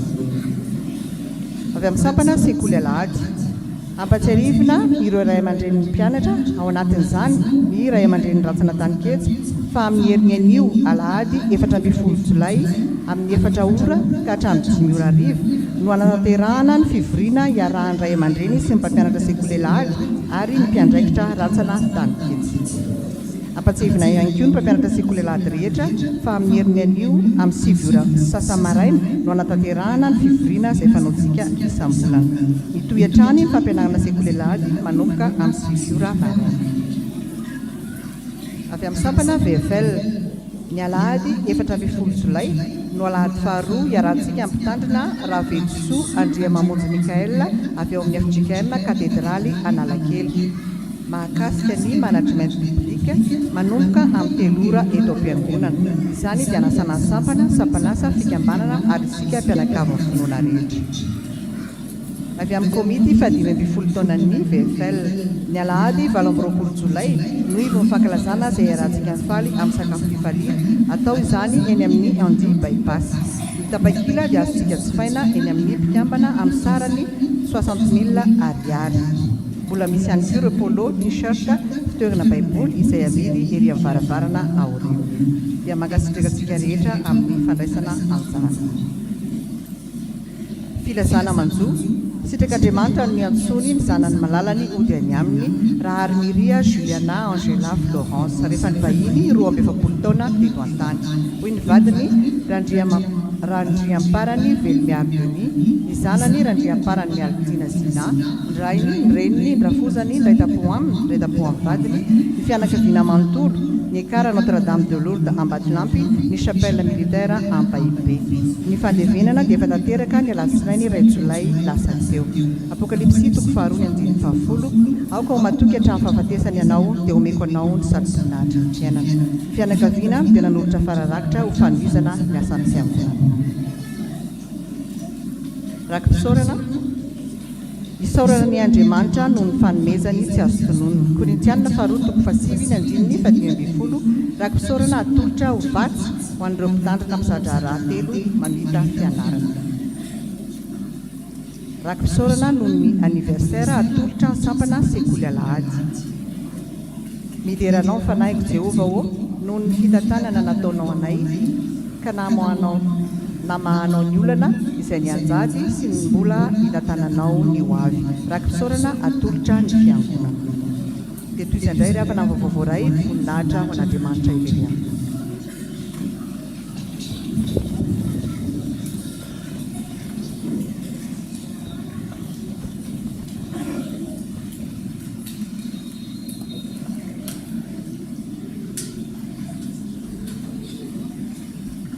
Sodran'Andriamanitra isika noho ny amin'ny reto namantsika ireto na tanteraka ny fanamasinana ny fanambadiny fandresena ny arivo El Sarbity sy Randriampotonjatovo Iavosoa. Miarabanareo ny fiangonana ary mirary ny fiatanan'ny tompo ao amin'ny tokantranonareo. Momba ny batisa amin'ny heriny ny zaza Razafindrajao Lahatra Anjo, zanaky Razafindrajao Fabrice sy Razafindramola Tsiry Mampio. Angataka nareo ry atokotany zareo miaraba nareo ary mirary soa nareo tanteraka izany fahasoavana lehibe avy amin'ny tompo amin'ny alalan'ny sakramentan'ny batisa izany. Atao mariazy reto namantsika ireto sady atokana ho mpandray ny fanasan'ny tompo. Raha mahery manana Andry Tahina sy Raharinjatovo Andriniaina Miora Olivia. Mangataka nareo androso ety anoloana.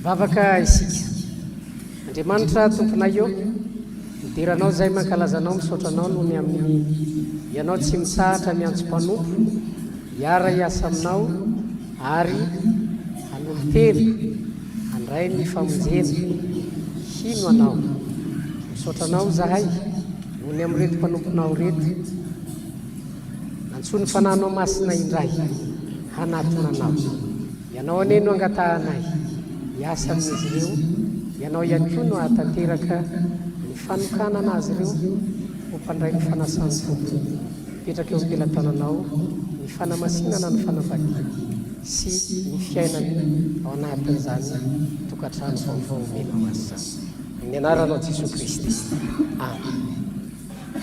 Afaka miverina amin'ny toerana ianareo.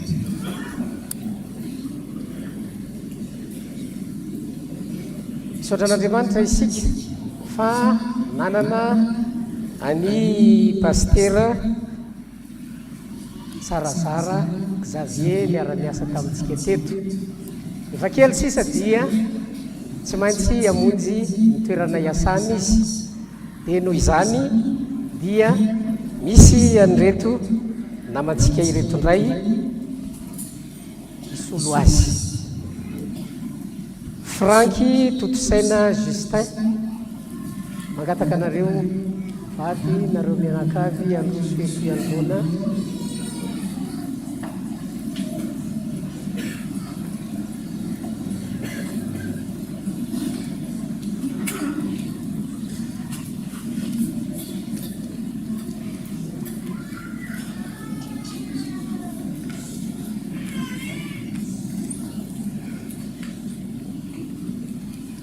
tiomana mpitandrina Franky Totosaina Justin vady mianakavy izy ireo ndraya Loisolo any pastira tsaratsara Xavier rehefa tonga ny fotoana izay alasana eto amintsika moa araka ny mahazatra ia tsy maintsy miomana tsara zay vao tena miatrika miasa fanompoana eto ireo izy mianakavy ka dia aseho atsika fiangonana ary matoky isika fa tompo mba azy ireo ahefany miasa fanompoana araka izay efa niazontompo azy sotra tompo ravo foana afaka miverina misy ny vokatra izay nambara tamintsika teo avy amin'ny fikambanana mampiely baiboly asaina itsika anjifa izany avy amin'ny sampana mpanazava stily isy fanekena mpiandraikitra amin'ny heriny alio mangataka nireo namantsika ireo izay atao fanekena amin'ny heriny tsangana io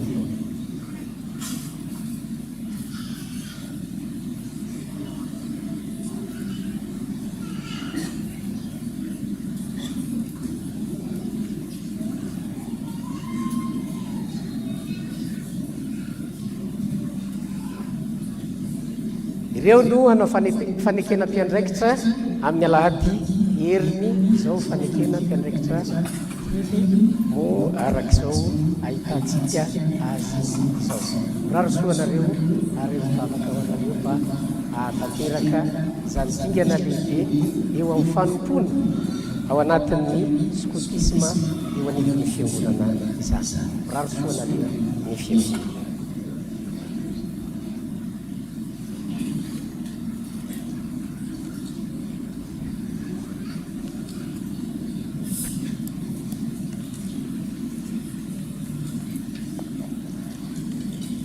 tony fanaontsika isaky ny alahady voalohany dia misy ny rojo-bavaka izay fanaon'ny fiangonana ty andro anio tia dia andro manokana dia ny révérend docteur Rakotsasy Mikael no tondram-bavaka ireto namantsika ireto amin'ny fotoana izay mahavonina ny lafiny teknika ao ny lafiny teknika hitsangana isika izay manana tsingery taona nahaterahana hitsangana isika izay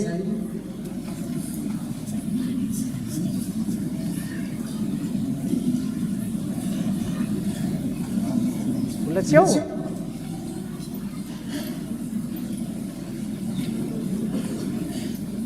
mbola tsy ao ny mandroso atrano tsika avy eo dia zafady mipetraka indrindra zany loha mandamitsika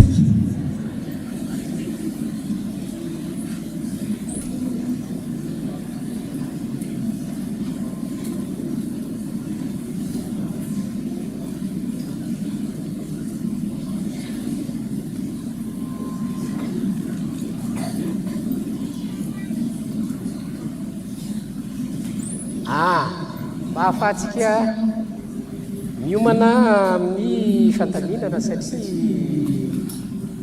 teny amintsika mivantana eo pastera avy eo dia loary alohantsika anatanteraka ny rakitra loarytsika anatanteraka ny rakitra izao aterina aty anoloana ny rakitra ao ihany koa asitsika ny valopy miara-terina ety anoloana avokoa ireo zao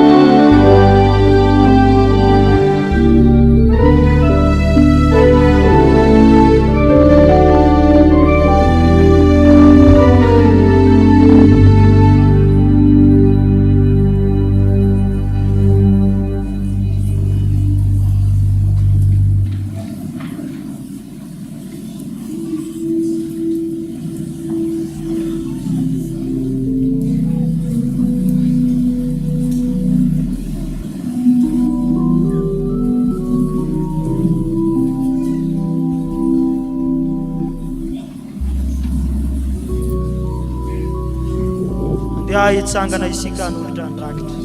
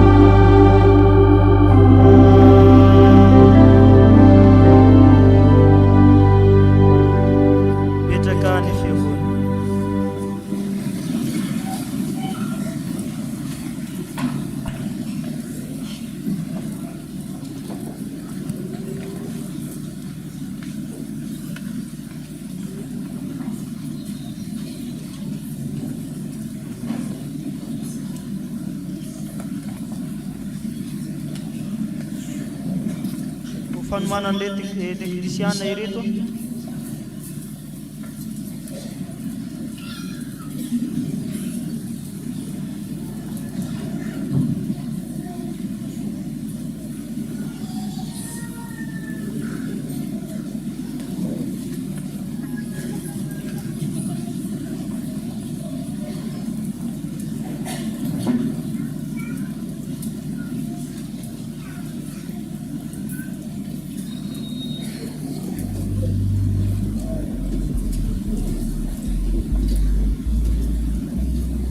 ary andeha ataontsika ny raha fahafito ambin'ny folo amin'ny sy telonjato endeny rehetra. Fito ambin'ny folo sy telonjato.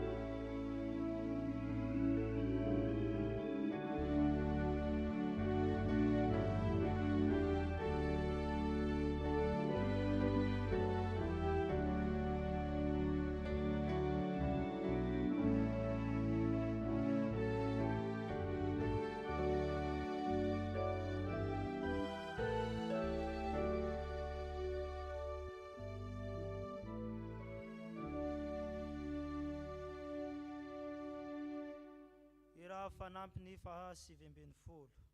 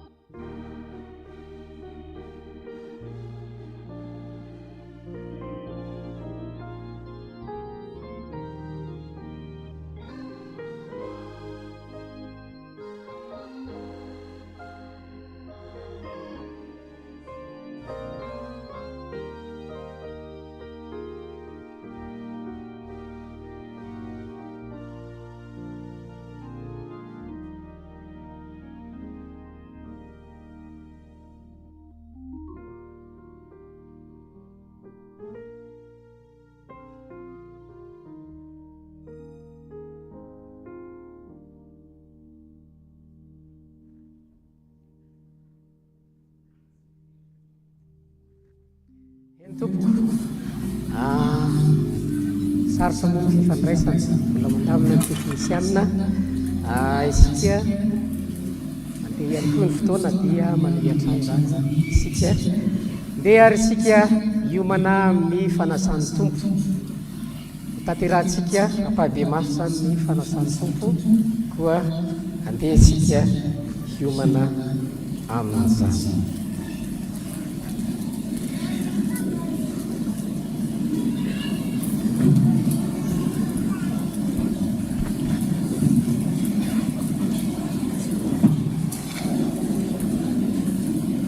Ataontsika ny hira faha 280 280 ny andininy faharoa. Hira faha 280 ny andininy faharoa no ataontsika.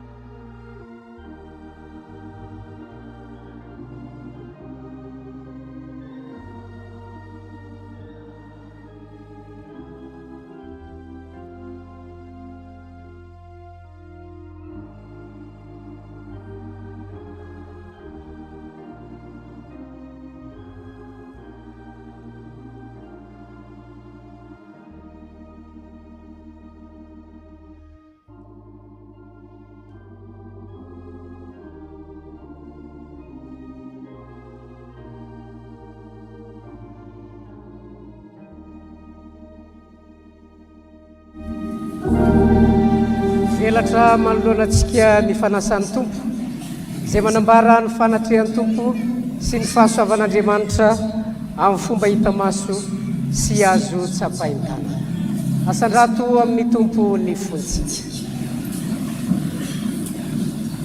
Hoy Jesu Kristy tompo, izaho no mofinaina, ny razanareo nihinana ny manantany anefitra nefa maty any. Ity ny mofo zay midina avy any an-danitra mba tsy ho faty izay mihinana azy. Izaho no mofo velona izay midina avy tany an-danitra. Raha misy mihinana ity mofo ity dia ho velona mandrakizay izy, ary ny mofo izay omeko dia ny nofoko ho fiainany zao tontolo zao. Ivavaka isika. Ry Andriamanitra tsy toa, Ray masina sy mandrakizay, mety dia mety sady marina ny tokony ataonay indrindra, na oviana na oviana, ary na aiza na aiza ny misaotranao amin'ny alalan'i Jesu Kristy tomponay. Fa tamin'ny voalohany dia nomenao ny fiainana izahay, no arianao tahaka ny endrikao, araka ny tarehinao. Rehefa niala taminao izahay kalavo, dia tsy narianao na nafoinao. Nomenao anay ny lalanao, notarianao tamin'ny alalan'ireo mpaminaninao izahay.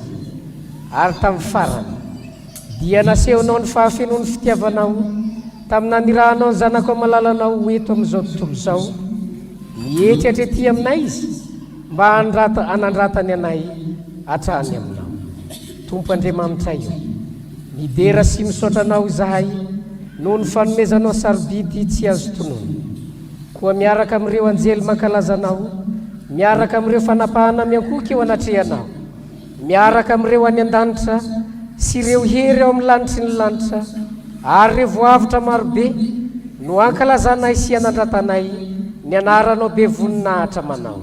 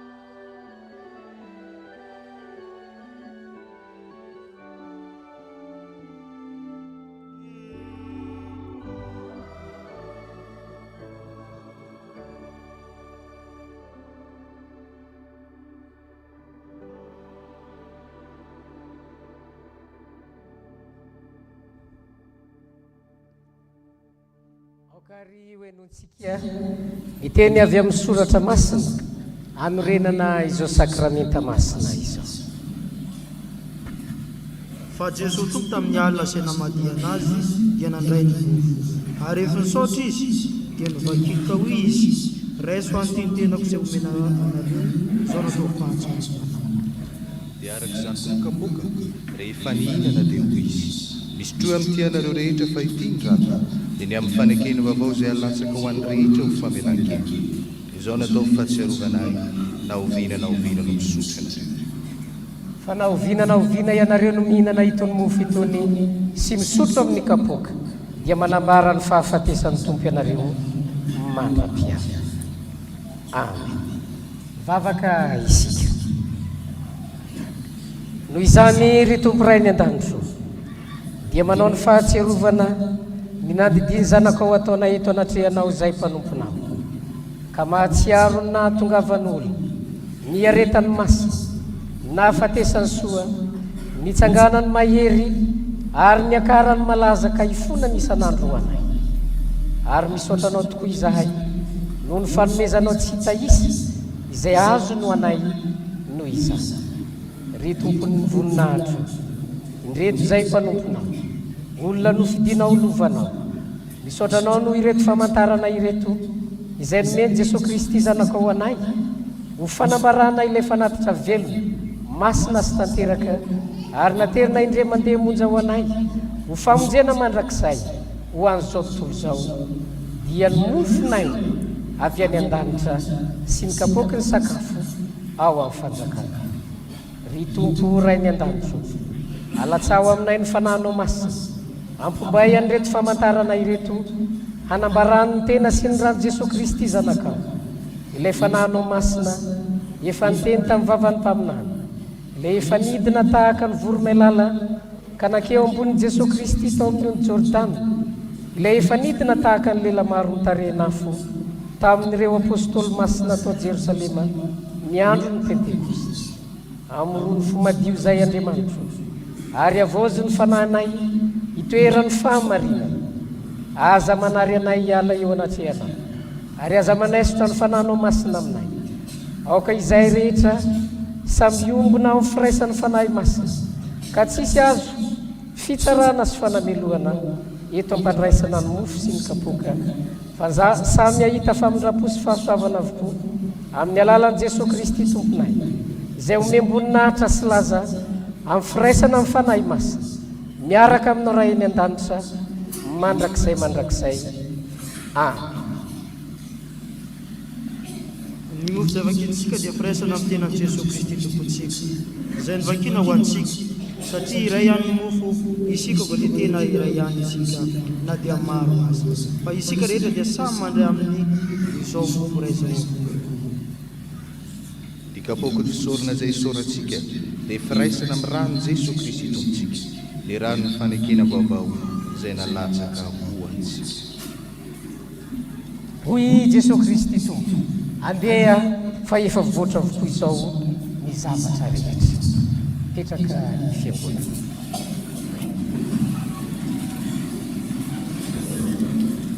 Ny hira fahenina amby zato no ataontsika.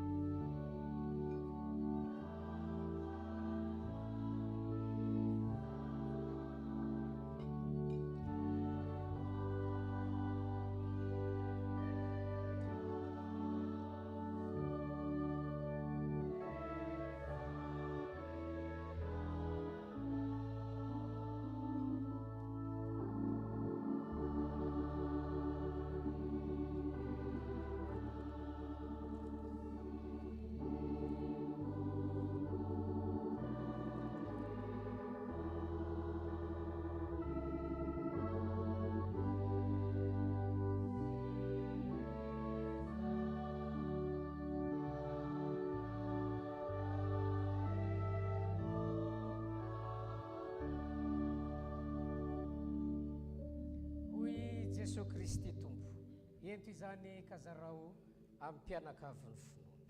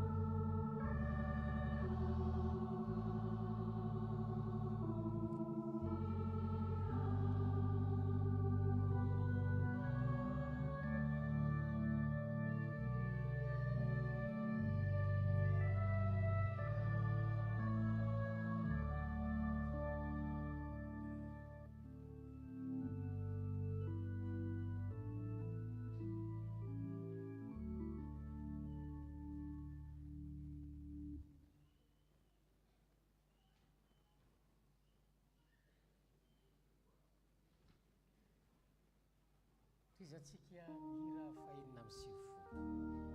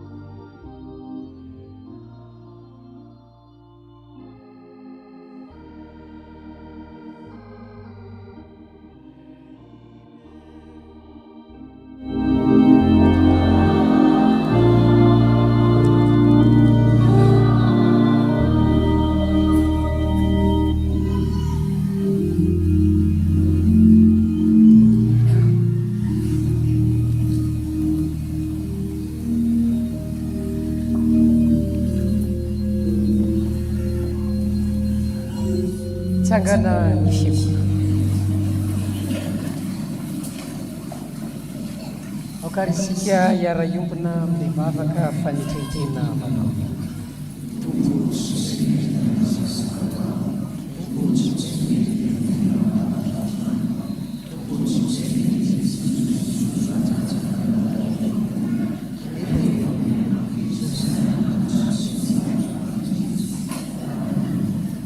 Eto no anoloranao anay ny mofinaina rano velona, eto ny alanay sasatra amin'ny adinay sy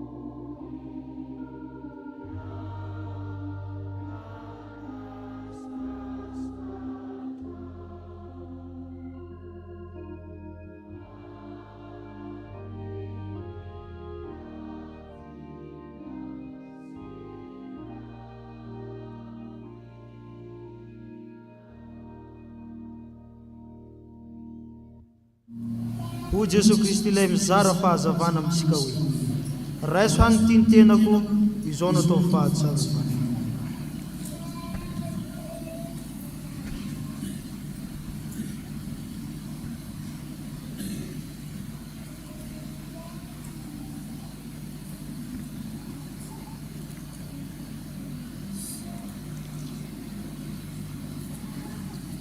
raiso ny tenako no ny teninao ary ny ravoko fiainana ampitiavana nandraisanay na dia tsy mendrika zay.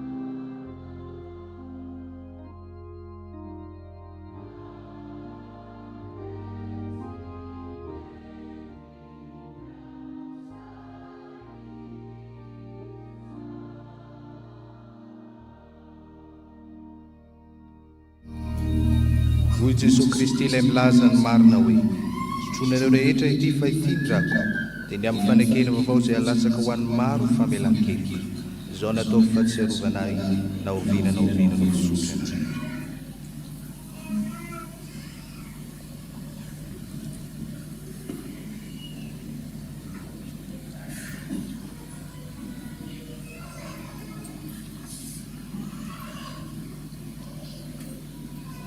Andriamanitra rainay, midiranao zay mankalazanao, misotranao noho ny amin'ny fitiavanao anay, ka nanomezanao an Jesu Kristy zanakao, ilay fahazavana, mitondra fahazavana teo amin'ny fiainanay, ny taonanay ho ao am-pony.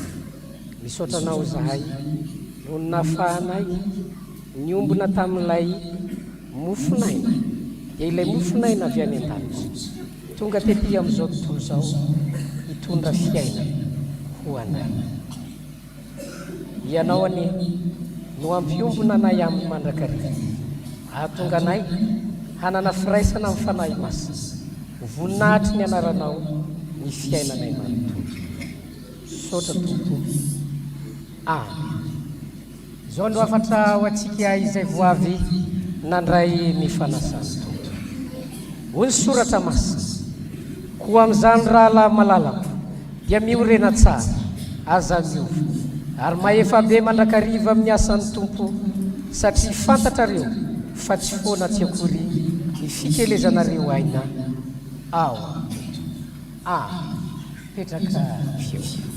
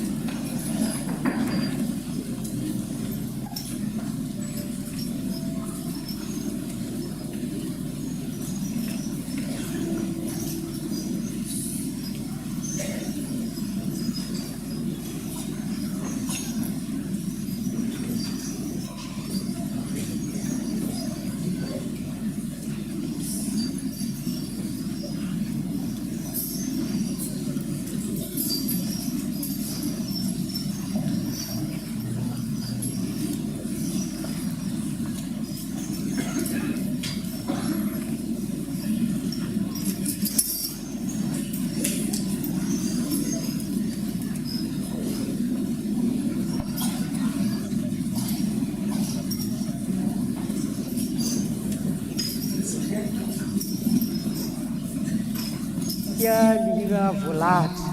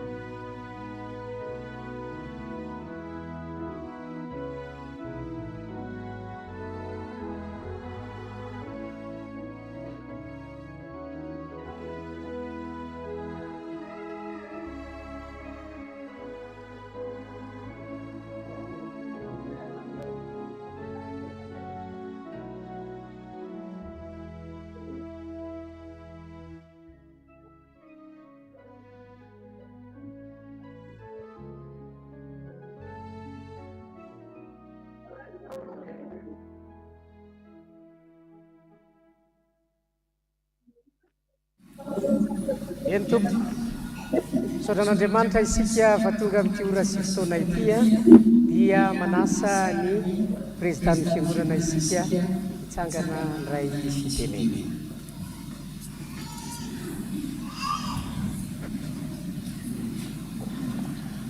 Eny ary dia mbola manatitra ny fiarabana amin'ny anaran'ny Jesosy Kristy Tompo ary manonona ny fiadanany sy ny fahasoavany ho amintsika mianakavy.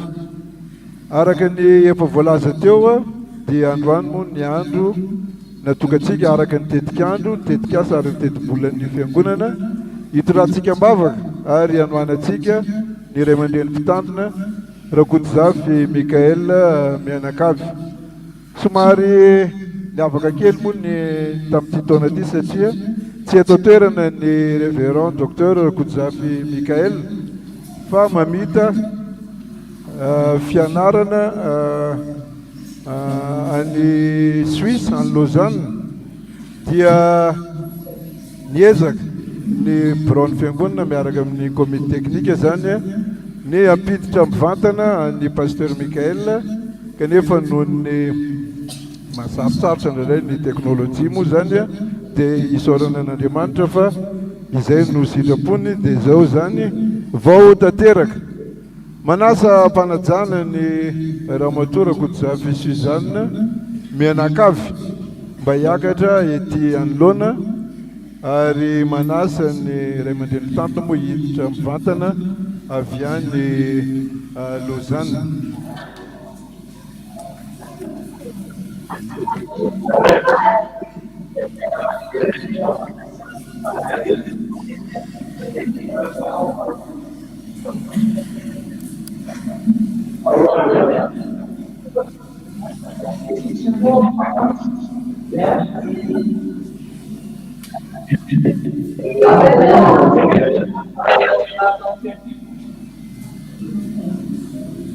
Asa rehefa maheno dia matoa pasteur.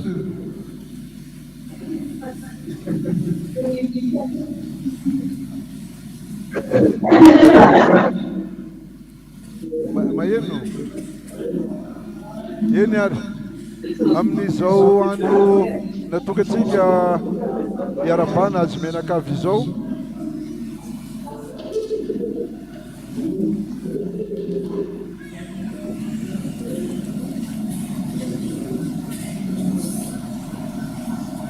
dia mamelay ianareo andray teny fohy avy ato amin'ny teny soratra masina hoentintsika miaraba azy ireo amin'ny anaran'ny tompo.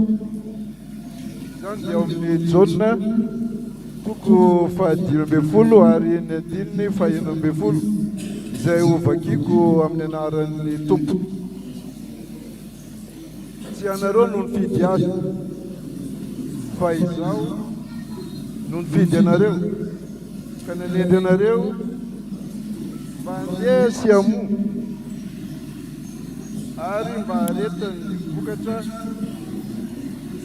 anareo mba homendray anareo izay rehetra angatanareo amin'ny anarako na inona na inona. Dia misaotra an'Andriamanitra tokoa ny fiangonana manana anareo mianakavy izay ny antsony ka hitondra izao fiangonana izao ary hitaiza ireto ondry ireto.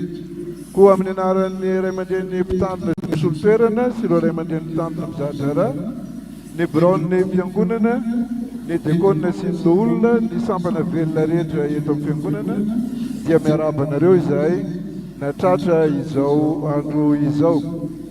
Mivavaka ho anareo hatrany ny fiangonana mba hatomposanareo ny adidy sy ny andraikitra izay napetraka ny tompo izay niantso anareo eto amin'ny fiangonana. Vavaka manokana ho an'ny ray aman-dreny mpitandrina izay mamita hiraka sy fianarana any ivelany avita izany hatsakany sy andavany ary ianareo izay eto toerana dia ahery hatrany na dia tsy eo aza ny ray aman-dreny mpitandrina ka vonina ny hifanampy amin'ny fiangonana hatrany.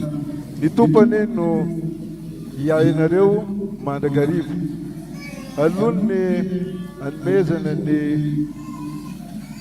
toana avy amin'ny fiangonana dia manasa ny iray aman-dreny mpitantana hitonga mavaka anareo mianakavy.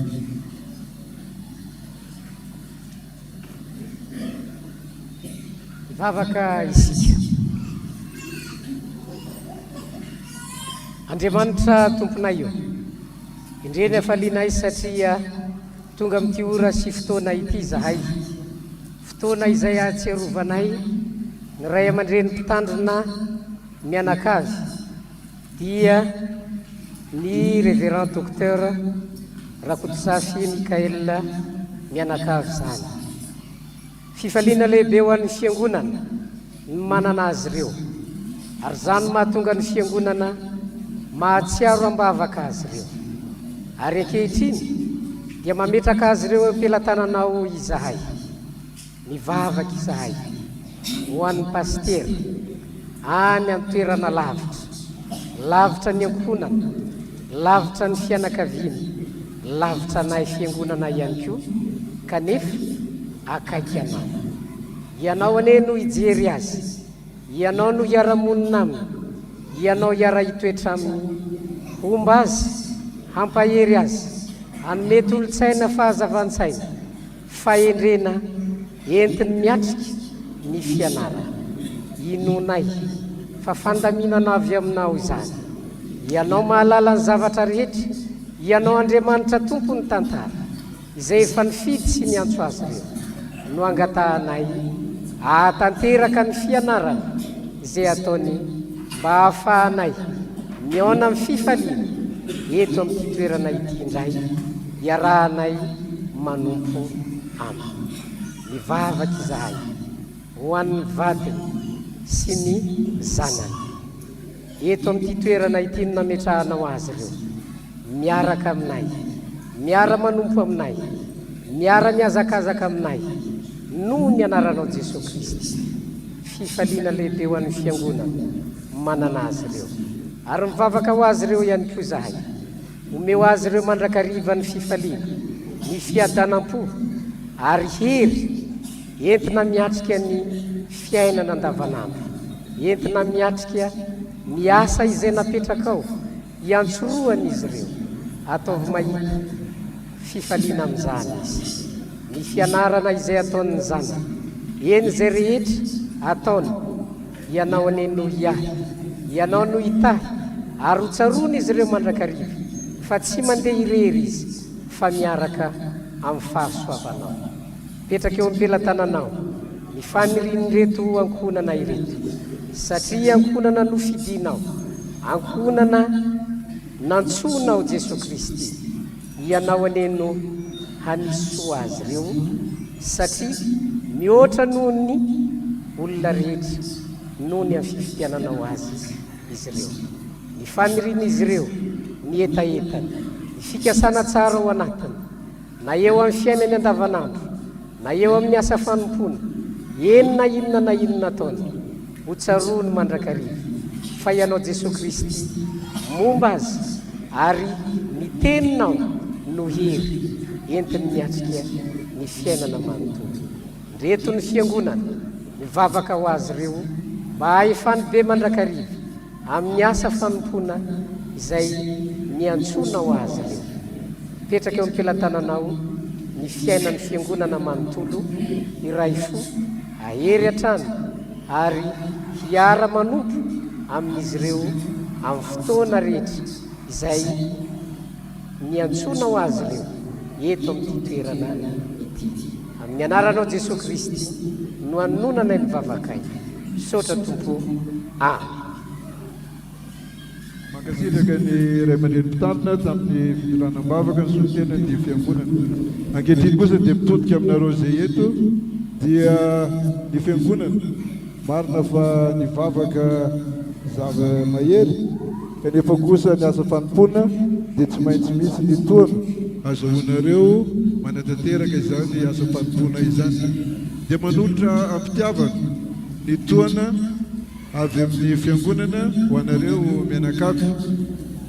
Kely dia kely tompoko izy ireny, nefa kosa ny fo manolotra no entinay mameno azy, ary mbola petraka eo ampelantanany Jesosy Kristy tompoko ny fanohanana anareo mianakavy dia mahereza amin'ny asa masina izay nandrany tompo anareo dia mirary ny soindrindra tompo.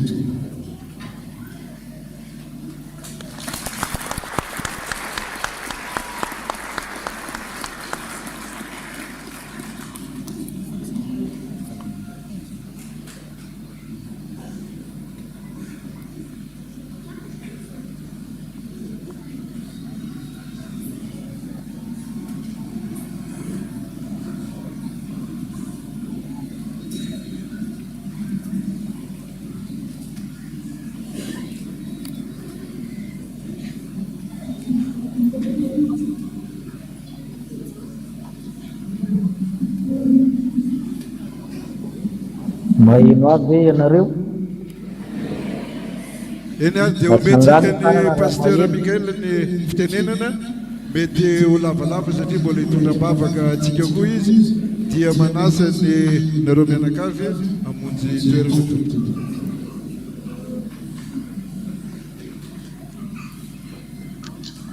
Manahoana daholo aloha nareo rehetrarehetra ho tafiditra manjamanja daholo nareo.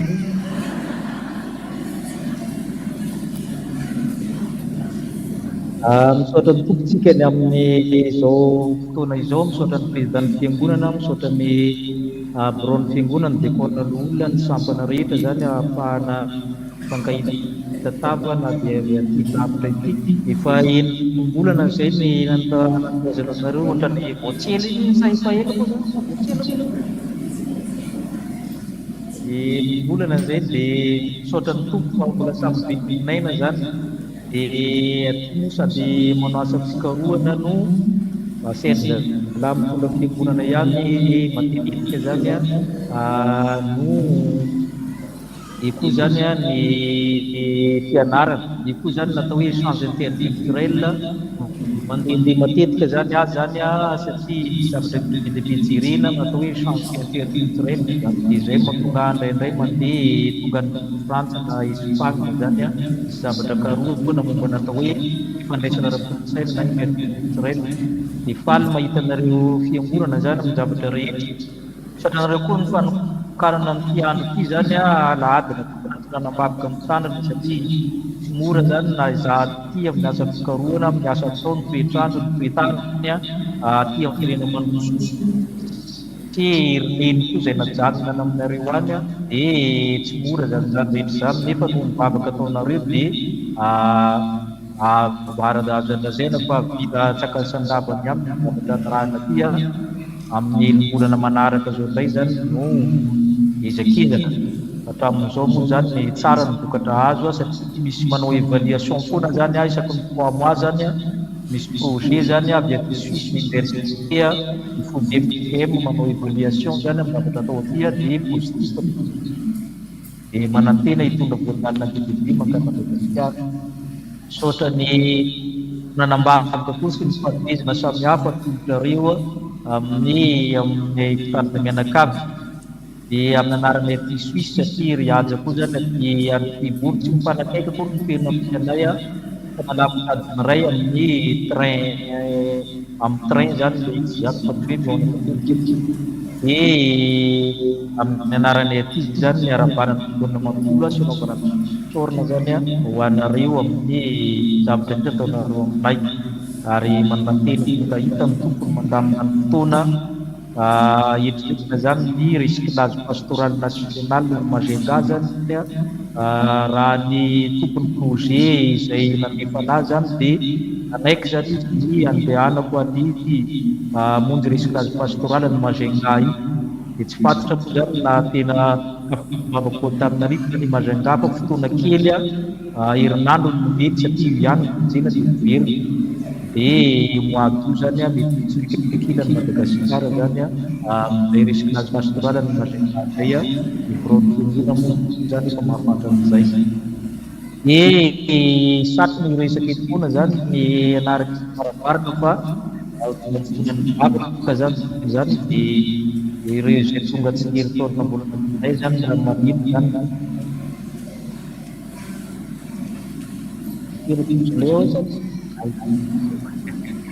Iri zay nahatikary fahasoavana manokana hitavaka hitanga.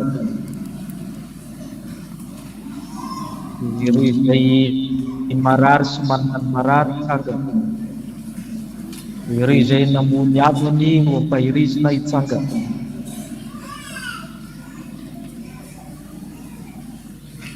Mivavaka izy.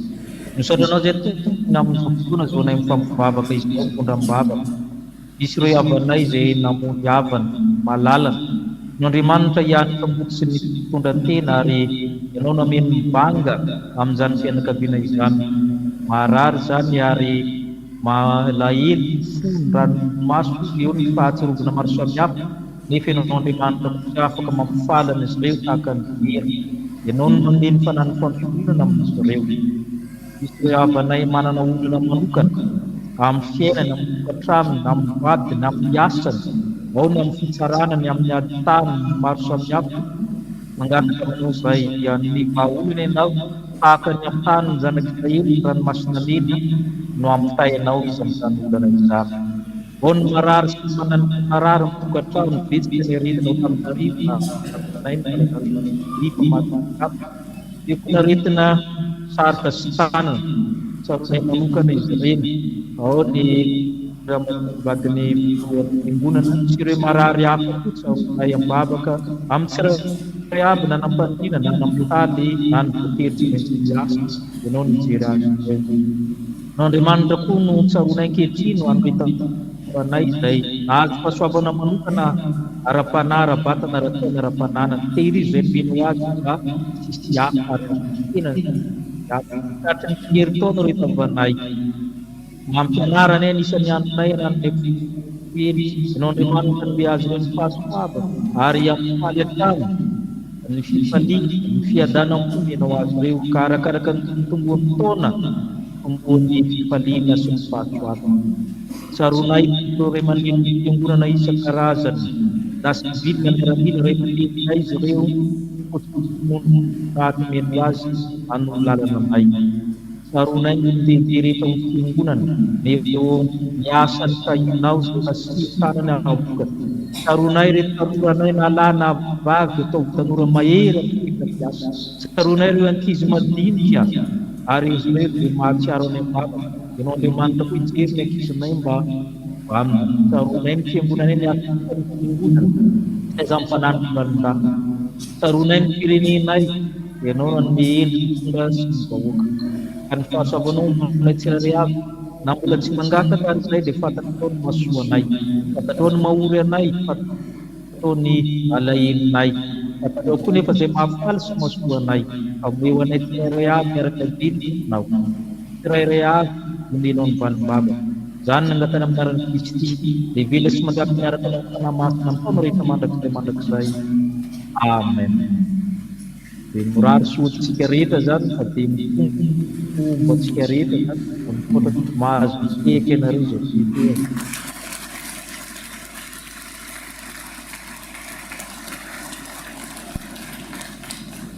Dia misaotra tsika rehetra, misaotra manokana ny neny mbola manjatrary ny preminareo na dia efa nanaozana ibolana ara eo koa faniriana zany azy hanina sy leton zany mivady aby hoe mirary sololo amin'ny fiangonana ny fiangonana olona sy dikona ary ny sampana rehetra ho an'Andriamanitra na misaotra.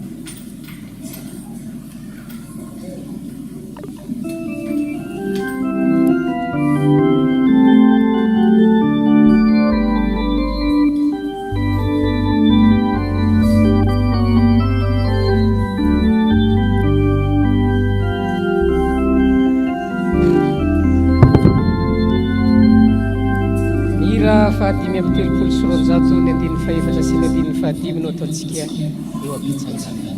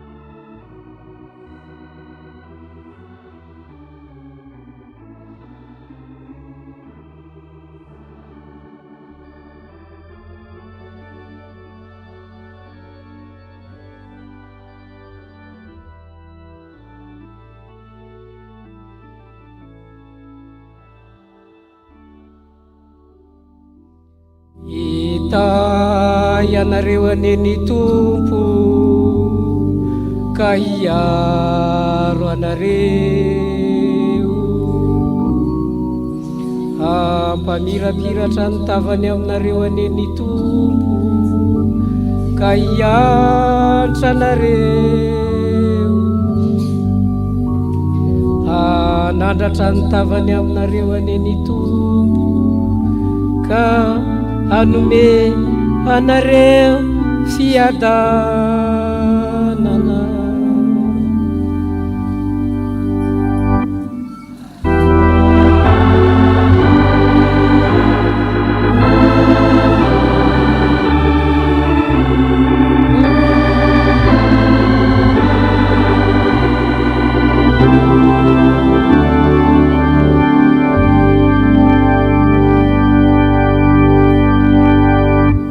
Petraka ny fiangonana.